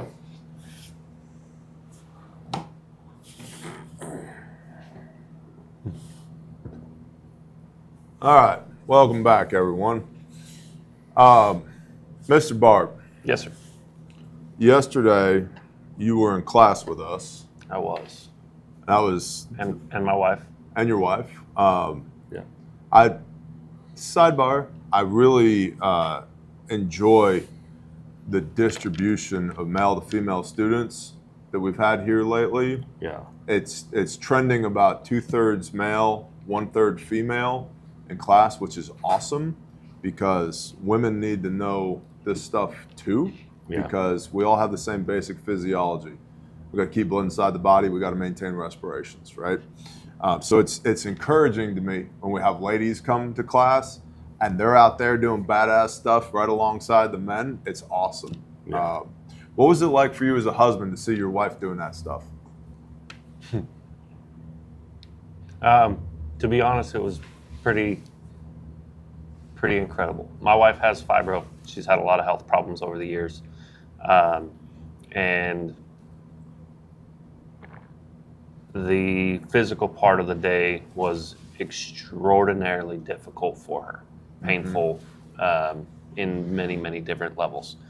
And to see her pushing through, there was some things that she wasn't able to, go all the way. Towards the end of the day, she wasn't able to use a tourniquet on her right arm. Yep. That was creating too much issue. But she was still able to do most everything. And, driving home, she couldn't hardly move. Yeah. I'd imagine. She crawled into bed when we got home and didn't get out until this morning. And I walk up and I look at her, I was like, how are you feeling? She's like, I can walk. Yesterday was awesome. That was so much fun. So that was incredible to watch. Just the excitement in her of wanting to learn, and the realization that we should have done this a long time ago. One of the things that I really value about our instructor cadre is They will take you right to the edge. Like Mike says this all the time. Like, we'll make it hurt, but we're not going to injure you, right? Because you fight with what you brought. Yeah. If you have fibromyalgia, okay, you have fibromyalgia. Yep. You got to know how to do this with fibromyalgia. Yep. Or whatever the thing is, right? Like, I got 19 bad vertebrae in my back. I got to know how to do this with 19 bad vertebrae because that's what I got, you know? Yeah. And so metering out the physical demand to each individual student is something that we've got pretty good at over the years. I would all the way agree. Yeah. Well, I appreciate that. You came to me and you're like, I don't know, a few weeks ago, and you're like, hey, what's going on with this class? And I was like, it's our intro civilian class. And you're like, we know nothing. Like, okay, let's fix that. Come to class. So as somebody who knew nothing, how was class for you? And don't censor yourself. Don't talk me up. Just be honest. Like, I try not to talk people up. I'm just me. I appreciate that about you. Always. We went into it a couple weeks ago. You kind of did a brief synopsis on what the class was, and you explained, like, hey, there's going to be times where we're going to do a scenario and then we're going to break down where you screwed up because everybody screwed up. Yep. Screws up. There's no winning. And we're going to explain, like, and help you understand, where do you get to see, your peripheral vision, things like that. How long did it actually take when you mentally thought it was taking this long? And I told Amanda leaving that a couple weeks ago, I was like, that part is the most excited I am about the whole class. I want to learn how I react. Like, I've been in stressful situations, but I want to understand the true me in that situation. Because I've been through it, and then I've thought back through the situation, but I didn't have the breakdown of who I was. You also didn't have the benchmark to test against. Exactly. Yep. So as far as being a nobody, knowing nothing coming out of yesterday, I was absolutely humbled at what I thought that I had the ability for. I've grown up in construction and literally every aspect of that, and a million other avenues. And grown up, using firearms my entire life, dealing with, cuts and bleeds and things. Yeah. And thought, I can handle if I need to. And coming out of that one, I was like, I had no clue. Absolutely no clue. And I cannot wait to learn more. Yeah. Absolutely can't wait to learn more and be able to share share what I know now. The little tiny bit that I know, I feel like I'm miles and miles and miles ahead. The level of training that we received was by far probably some of the best training I've ever experienced. And I've been through a lot of training of different areas in life, lots. And never once did I get bored or start wanting to nod off or anything. I was held captivated the entire time, and definitely pushed. In some aspects, I didn't feel like I was personally pushed as far as I could go. But in other aspects, I definitely was pushed to where I was like, okay, I am definitely lacking in this area and I need to grow. So, and I mean, I learned something like, you put a tourniquet on. One of the things that I experienced was I did not tighten it down as tight as I could before I started tightening the windlass. And one of the symptoms that happened from that was at one point, my entire hand went completely numb. And one of the instructors said, hey, squeeze my hand. And the only thing I could do was wiggle my thumb, the tip of my thumb this much. And I thought I was squeezing his hand. He's like, you are pinching off the nerves. And what I discovered in speaking with Heath was that because I didn't tighten that down all the way, I didn't have a wide, solid strap. Yep. And so when I started tightening the windlass, it actually started to scrunch up the covering of the band, and it pinched in the nerves and actually shut my arm off, and was actually starting to, go negatively in a bad direction. You learned physiology all the way. So one of the biggest things as far as tourniquets I learned is you tighten the snot out of that thing before you start trying to twist that windlass. So that was pretty awesome. Awesome. So it was a good class. It was the first class we've done at this location thus far, and it's kind of cool to have like a dedicated classroom. We have Evan with Radio Made Easy coming here to this location this coming weekend, which is going to be awesome. It's completely sold out. We'll put another one on the calendar later. We've added seats. I'm trying to figure out how we're going to fit all the people who are coming for that class into That's this going to room. be a chore. Yeah. So please don't ask if I could just get one more seat to Radio Made Easy. take all the chairs out, tables out, put blankets on the floor. Pretty much. Yeah, we're doing it Afghan style. We have all those rugs next door. We can just put rugs Everyone and pillows. your own floor bed. But it was really cool to do it here as the first class here. Great class of students. We had people from Washington State, Georgia State, Connecticut, Mississippi, all in class yesterday in Spiro, Oklahoma, that's always humbling when you're talking to people and it's like, so where are you from? They're like, Washington. I'm like, which one? Neither of them are close, So that was cool. And the students did well. Cadre did well. It was just a good class. And I was talking to one of the students who has, I actually invited him to be our guest. Just come audit what we have going on here. Guy's got a 13-page long resume of bullet points of things that he's done, classes he's instructed, et cetera, et cetera. And I was like, genuinely, what do you think?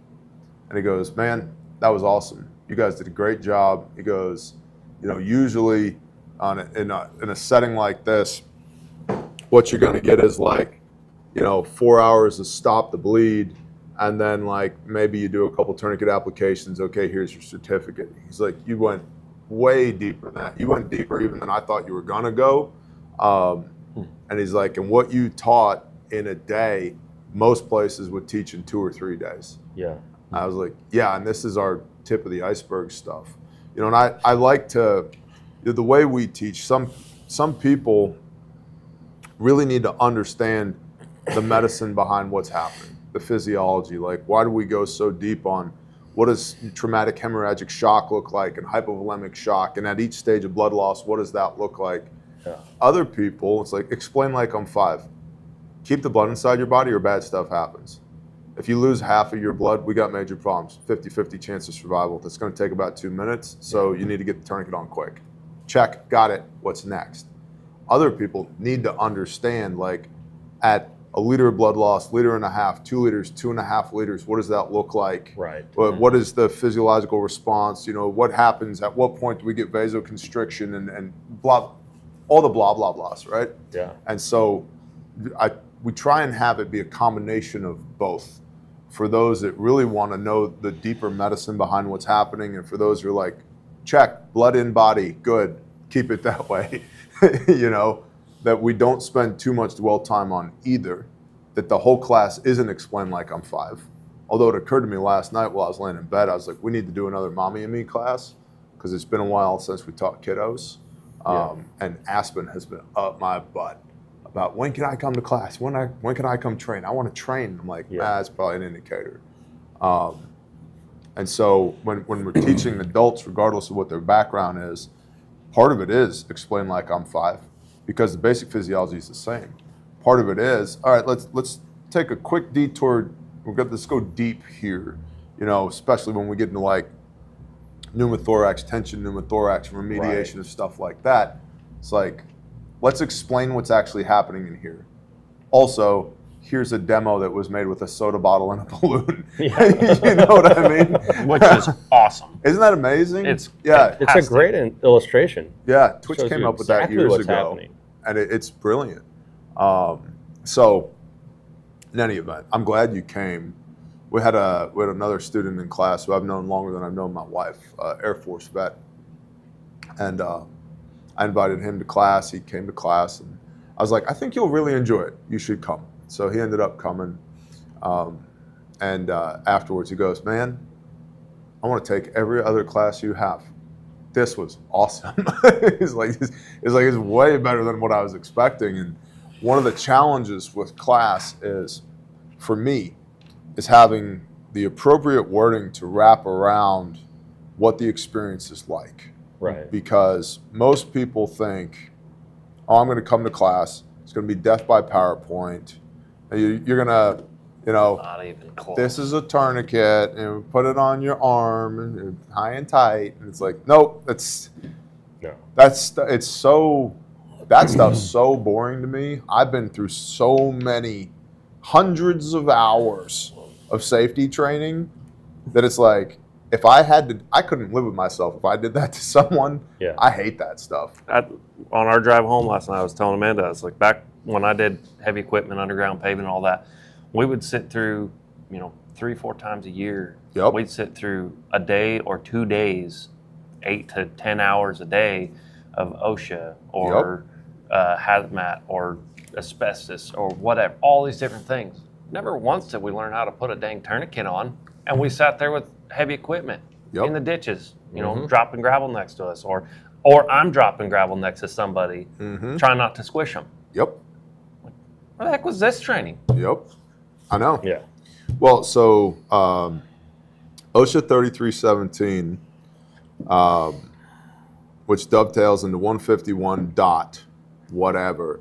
The OSHA 151 statutes is like everything. There's like 150 different. It's 151 dot whatever, right? Yes. And it's everything, but from basic first aid to CPR to AED to fire extinguisher to confined space to all that stuff, right? And you fall asleep the entire time. 100%.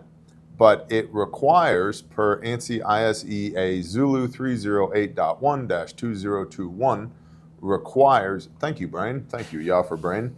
I don't know why my brain works that way, but it just does, right? I've also been building a lot of curriculum lately, so it's still in the frontal lobes. It's a little fresh. It's a little fresh, yeah.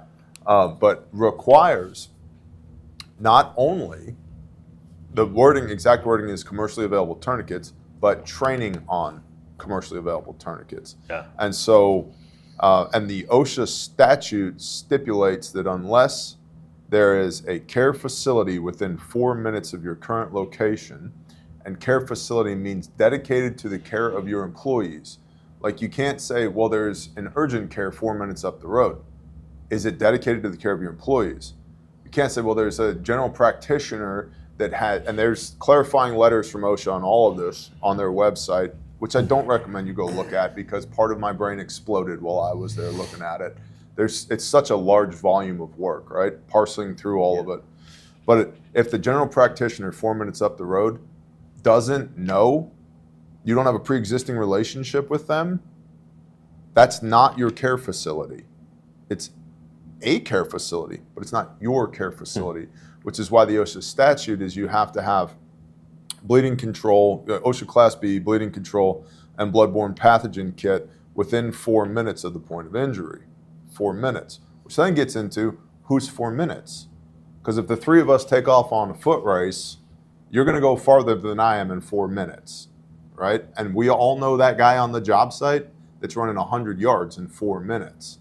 So in any event, it stipulates training on it. And to your point, I've had hundreds of hours of just OSHA training. Yeah. Hundreds of hours.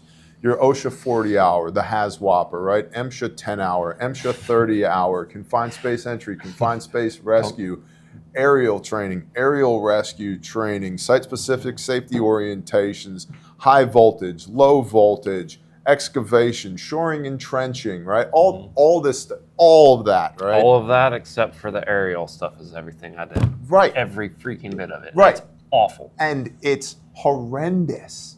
And how many times you're going to tell me, okay, well, you have to wear a hard hat, And if you take the hat and you look inside the hat, there's a stamp right here that'll tell you, so when your hard hat was made, and if your hard hat is expired, then you're going to have to get a new one because it could get brittle and crack, you know. So you want, I've had that 40 times.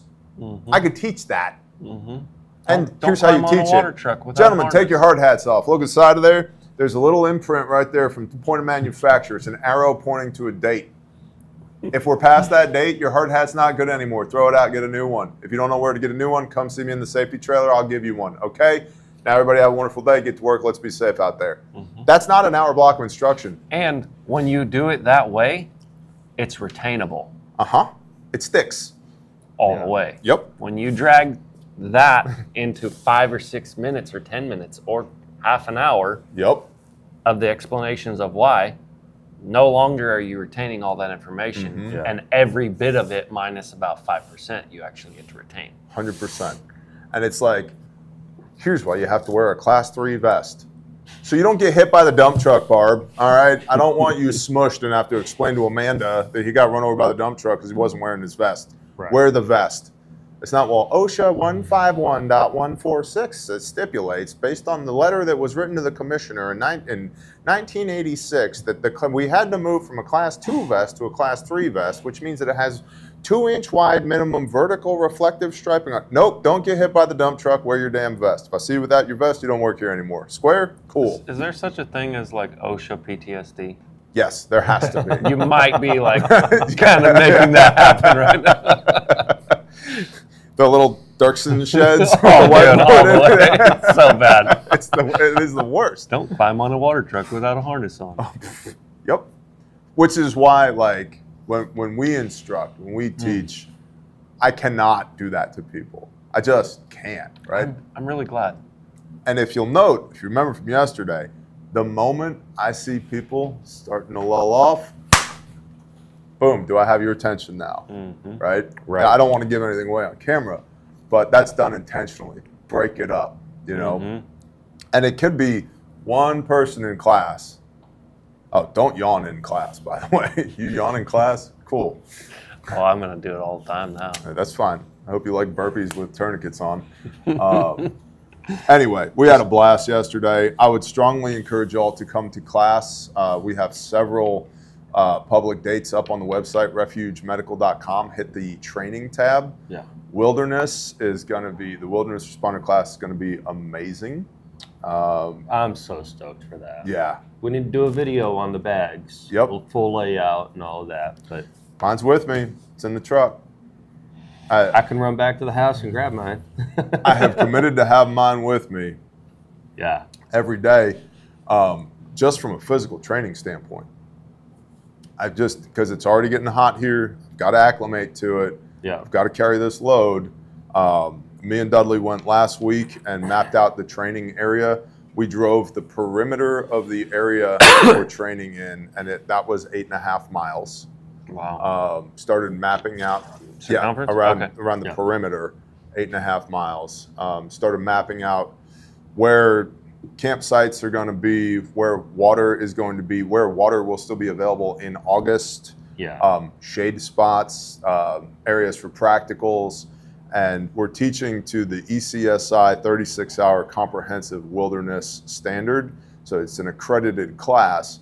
And that means that in 3 days and 2 nights, we're going to put all 36 hours of that curriculum in there, plus all the other deliverables of live out of your rucksack for 3 days and make shelter and navigate. Basic bushcraft that goes along with it. 100%. Just being able to sustain yourself for 3 days in the field. And so that's super cool.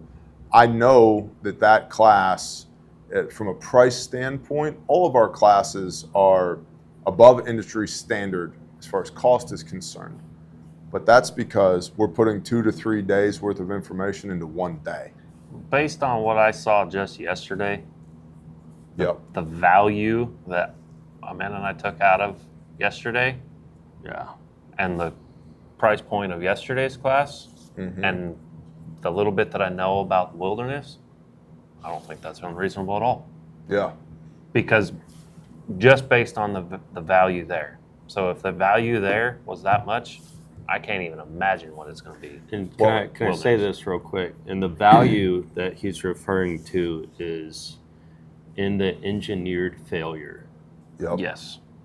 Because Lucas Botkin actually did a video recently Why it's good on to fail. why it's good to fail, because that's where you learn. Mm-hmm. And yesterday, just as a training cadre, I witnessed and have the opportunity to be a part of teaching and critiquing and honing the skills of each individual, where they're like, I failed. Yeah, you failed, but now here's how you do it correctly. And they're like, Well, whoa. it's one of the things that we address in class. Yeah. Is pain-based anchoring. Yeah. Getting it wrong the first time actually helps you get it right the second time. 100%. If I hand you the keys to the kingdom the first time, you don't value it, No. right? And when you ran that scenario yesterday, as we were doing the debrief, the 2 TLOs and the 4 teaching points, you said, I learned more in the last 4 minutes than I have in the remainder of class, because you had the opportunity to put all that into motion. Yep. And then what I said to you, and I said to the rest of the class after that, is you're going to continue to learn, because days, weeks, months afterwards, you continue to analyze that scenario and go, oof, I need to work on that. I should have done this, right? And that there are things that I have learned from other instructors years ago that even to this day I'm like, oh, I get that now. Yeah. Like that's finally coming home to roost, and part of that is that drinking from the fire hose element.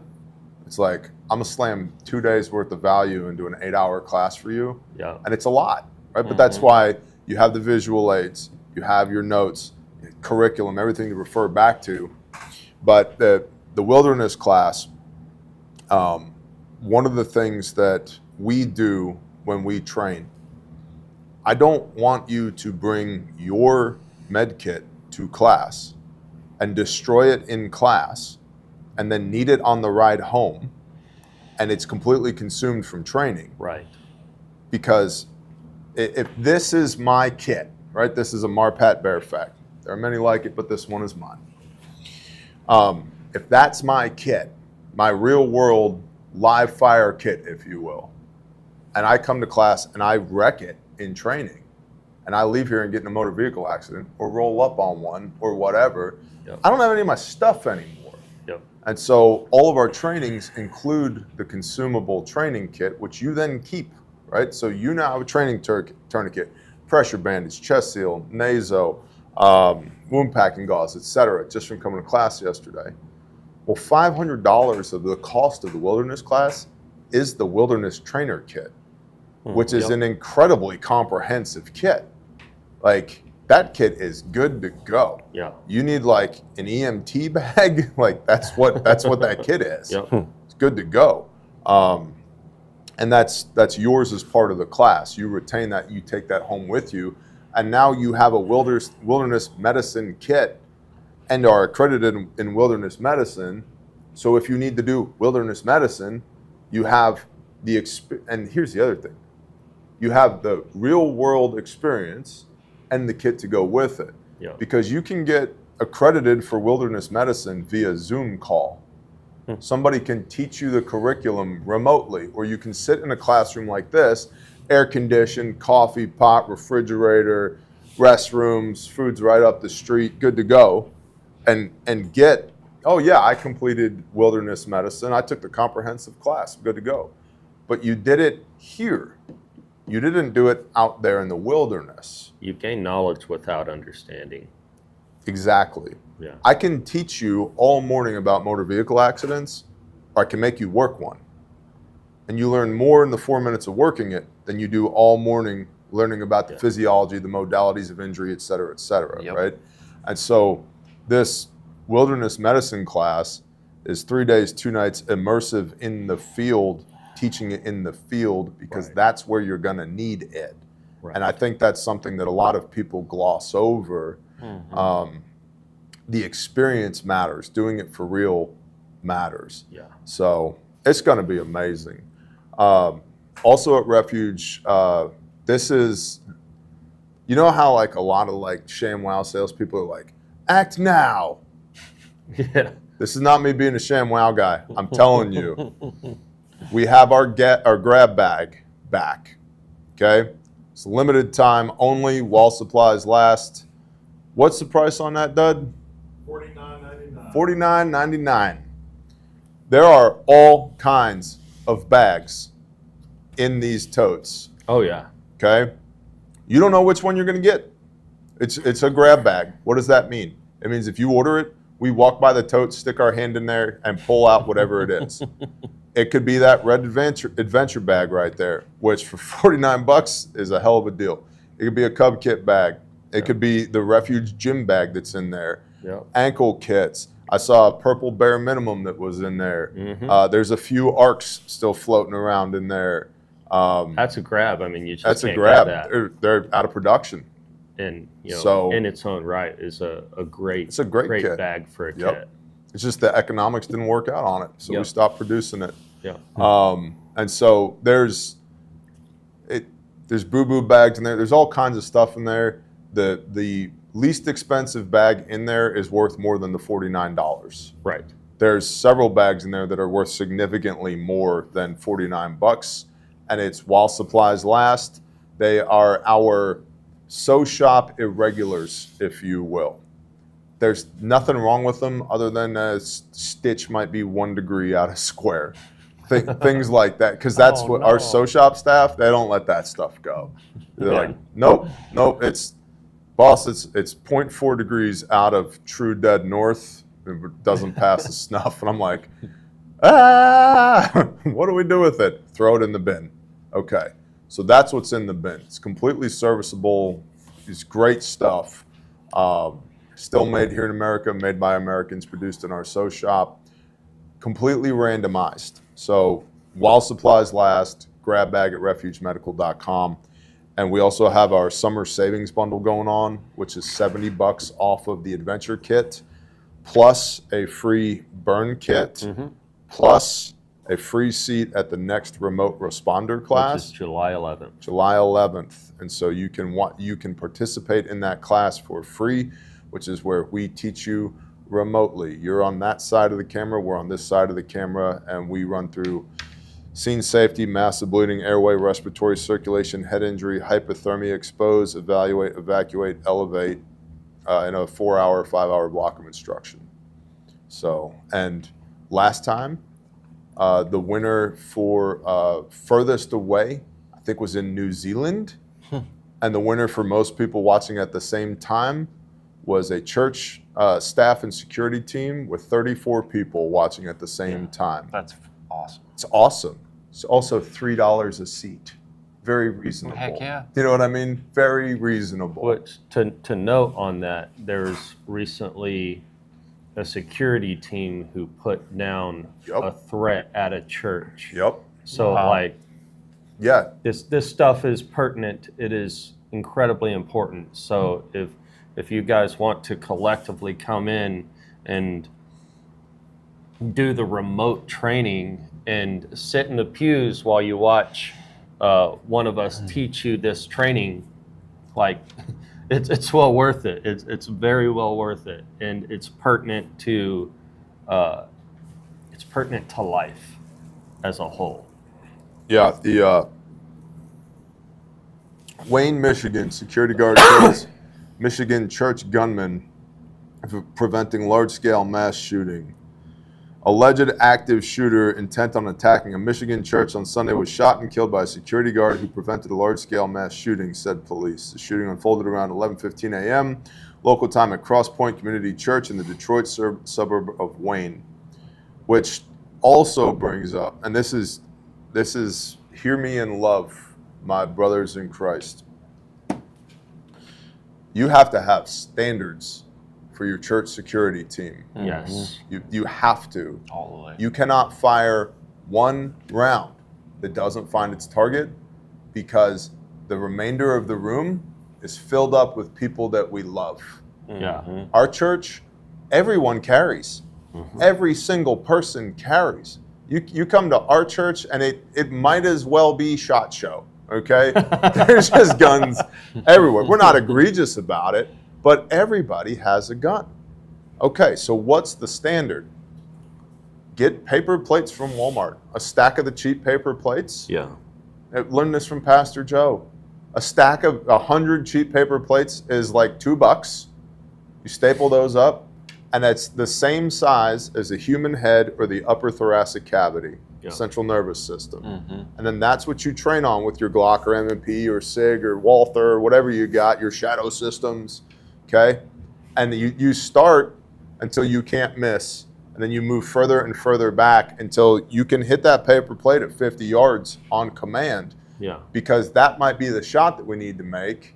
Heath's got to make that shot, and my wife is standing on one side of the bad guy, and Barb's kid's standing on the other side of the bad guy. Don't miss. We got to be able to make that shot. Yeah. And so I say this because we've had the honor to train many church security teams and church security personnel, and a lot of times they can't make those hits. And I've been to some mega churches where the sanctuary is 125, 150 yards across, 100%. seats 3,000 people. Yep. And I asked the guys, all right, where are your rifles? And they're like, what? I'm like, where are your rifles? Like, no, we all carry Glock 17s. Can you make a 150-yard shot on a paper plate with your Glock 17 in the dark, under stress, while the fog machine's going? Can you even identify your target at 150 yards away? If the answer to that's no, then we have work to do here. Yeah. And the look on their faces, they're like, oh, you're right. And so That's sometimes immediate collateral damage. 100%. And so having that outside perspective of somebody to come in and just ask basic questions like, can you do that? Yeah. It's like, I never thought about that before. So to all of our brethren out there in Christ, please figure out what your standards need to be and then train to those standards.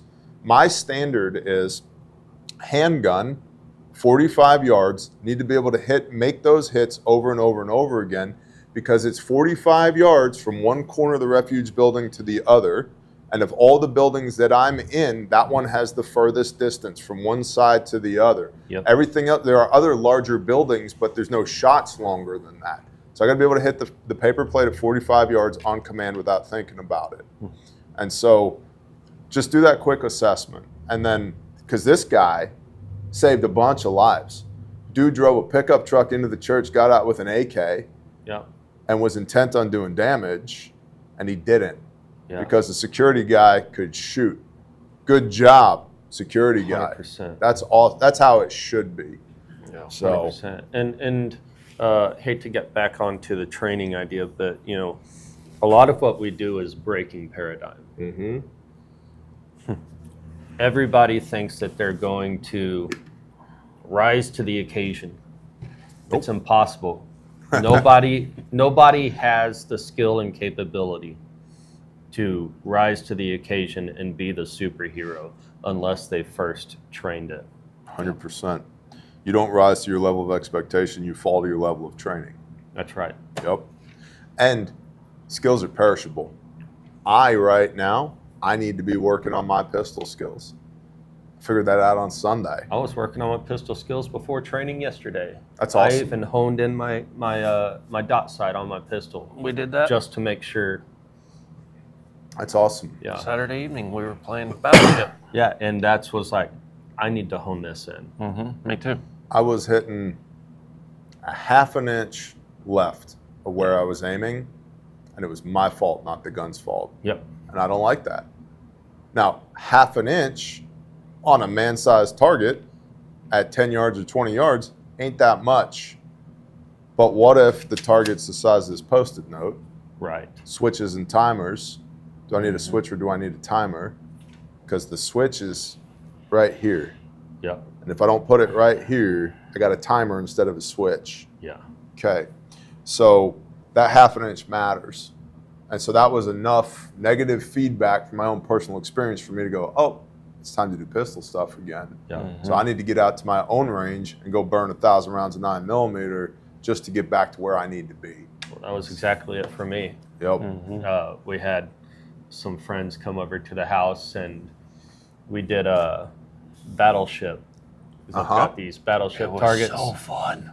So fun. But I mean, at 7 yards, Yep. we're running teams, 3 on this side, 3 on this side. We take turns, right? The dots are this big. Yep. Yeah. Water bottle cap, Yep. barely an inch. And we're all giving it everything that we've got, you know, sight focus, solid clean, pull through the trigger, boom.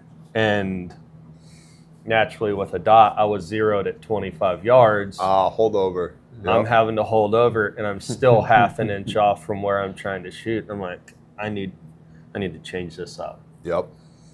So Yep. I trained it just before we came in, and I got it money. That's You know, awesome. where I just can't miss on a 1-inch dot. Yep. So Because that might be the target. right. Yep. So standards matter. Let's put a bow on this thing. Thank you to everybody for being here. Grindstone Ministries, our disaster relief ministry, is actively fundraising for a kitchen trailer right now. So if that's something you feel convicted to pray over, we need it. We strongly appreciate you in that. If that's something you'd like to donate towards, whether that's funding or in-kind donations, just go to grindstoneministries.com. You can find us there. Caleb House, our counter-trafficking ministry, volunteers at Caleb House, volunteers at calebhouse.org, Caleb with a K, if you want to come out. And there is a significant amount of background check that happens before you come out. So just be aware of that. But if you want to come out, you pass through the hoops and you want to come out to property and serve in the construction of Caleb House, which is our restoration facility, you can reach out to volunteers at calebhouse.org. There is now a roof on the director's lodging at property, which is awesome. Awesome. There's a lot of the construction team has just absolutely been killing it. Volunteers have been awesome. We've gotten a bunch of in-kind donations for Caleb House, construction materials as well. There's, I don't know if he wants his, I'll just say thank you to Matt in West Texas. I don't know. I think we might have bought a box of wire nuts as far as electrical is concerned. Everything else Matt has donated, which has been amazing. And there are many other Matts out there in other construction purviews that have just hooked it up. So bless you and thank you for that. And then now through the 20th of July, Caleb House has a funding drive going on right now, dollar-to-dollar donor matching up to $300K. And so that's a really big deal because that gets another care house built. 100%. So feel free to share that, calebhouse.org, far and wide. Share it on social, share it with your church. If you have any questions, you can always reach out to admin@calebhouse.org and we'll answer whatever questions you have. Our 990s for both Caleb House and Grindstone are up on the website, so you can check our stewardship. We're not one of those organizations where we spend 80% on overhead and 20% on the mission. We're kind of the opposite. In fact, we're not. One day, I don't know, we'll get there one day where like maybe we pay people what they're worth and not what we can afford. But most of the leadership, in fact, the board on both Grindstone and Caleb House are both unpaid. Executive directors are paid because it's a full-time and a half, double full-time job to run these ministries. And then there's a couple of support staff paid in either ministry, and then that's it. The rest of it's in-kind donations and volunteers, and it's been just awesome to see what the Father does with it. So if you want to pour into either of those ministries, grindstoneministries.com or calebhouse.org. And the most important thing you can do for us is pray over those missions, because all of the resources in the world belong to Dad. Yeah. And all we got to do is ask.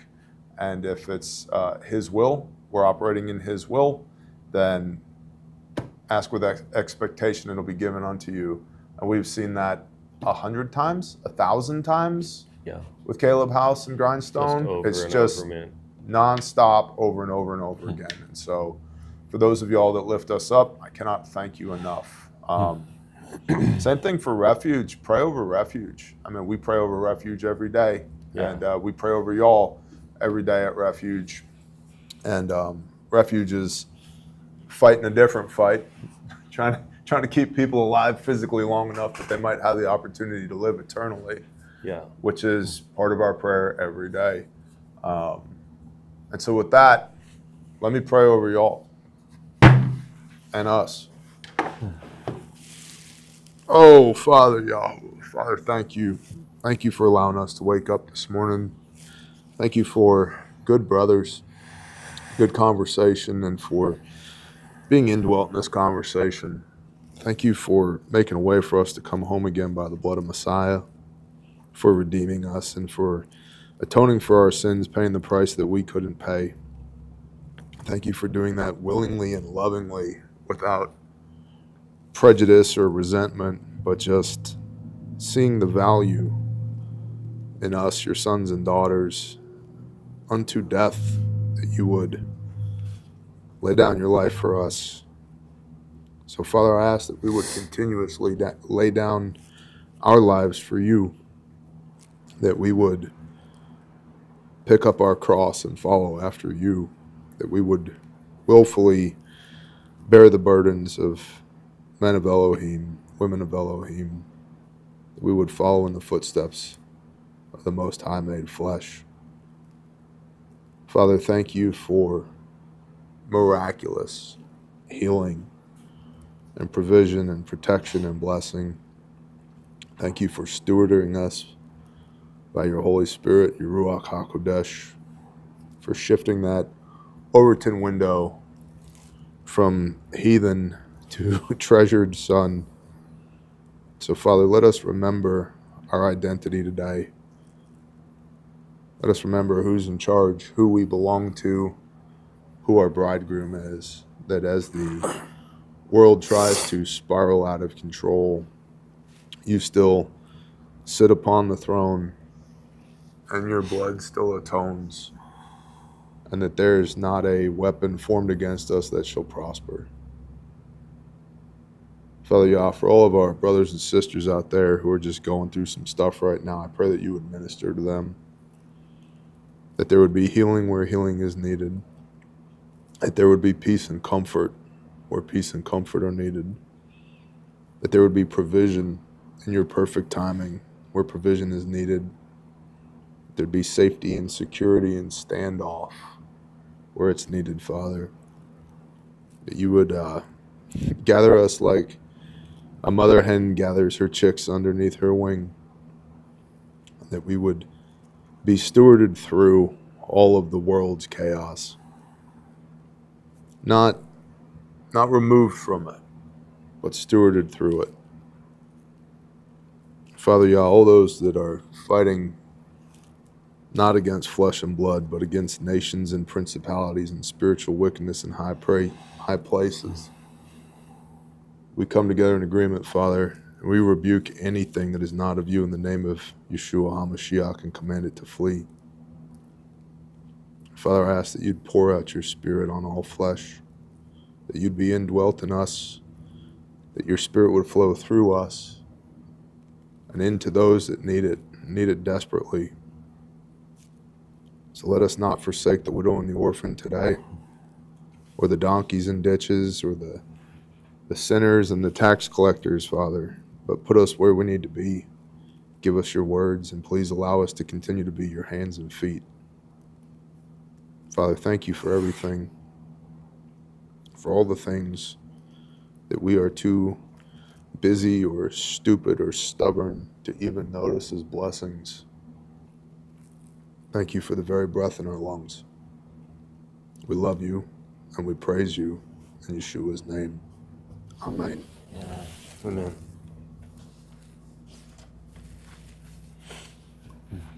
I like the Monday shows. They're long, but they're good. I think sometimes it takes long conversation to approach the heart of a matter. You know, there's a lot of sound bites out there. Yeah. And I get it. People are in a hurry. Time is valuable. I know that. I get it. Yeah. But it's nice. It's nice for me having that expectation on Monday that, like, I don't have to try and fit all the chaos of the world into a 45-minute or 1 hour show. It's like we could maybe deep dive on a couple of things. Yeah. So let me know in the comments if you like this longer format. Thank you to Dudley behind the camera. He's the Jamie of the Bear Show. Appreciate you, brother. Thank you, Heath, for being here. Yeah. And thank you, Barb, for being here. Absolutely. It's Monday morning. I don't know what it is, man. Mondays, it's like, I don't get cases of the Mondays, but everybody else does. It's just another And day. so, like, Monday morning, it's like I walk out the front door and it's like, today's going to be war, you know? It's like, I'm good, but no one else is. So we'll see what's on fire today. It's just another day. Good. I'm glad it's just another day. But I know my inbox is going to be stacked. And when I get to the other office, there'll be between 3 and a dozen things that are on fire. And that's okay, you know? And so my point is, as far as the prioritization of time on Monday mornings, to be able to start the week with a long format, edifying conversation, I think is good. Rather than try and fit all of this into sound bites, I think it's a good way to kick off the week. Yeah. So, I agree. bless y'all, Bear Nation. Get out there, do the things, and be the light. And we will see you when we see you. Shalom, everybody. Shalom. Shalom. Dudley's light.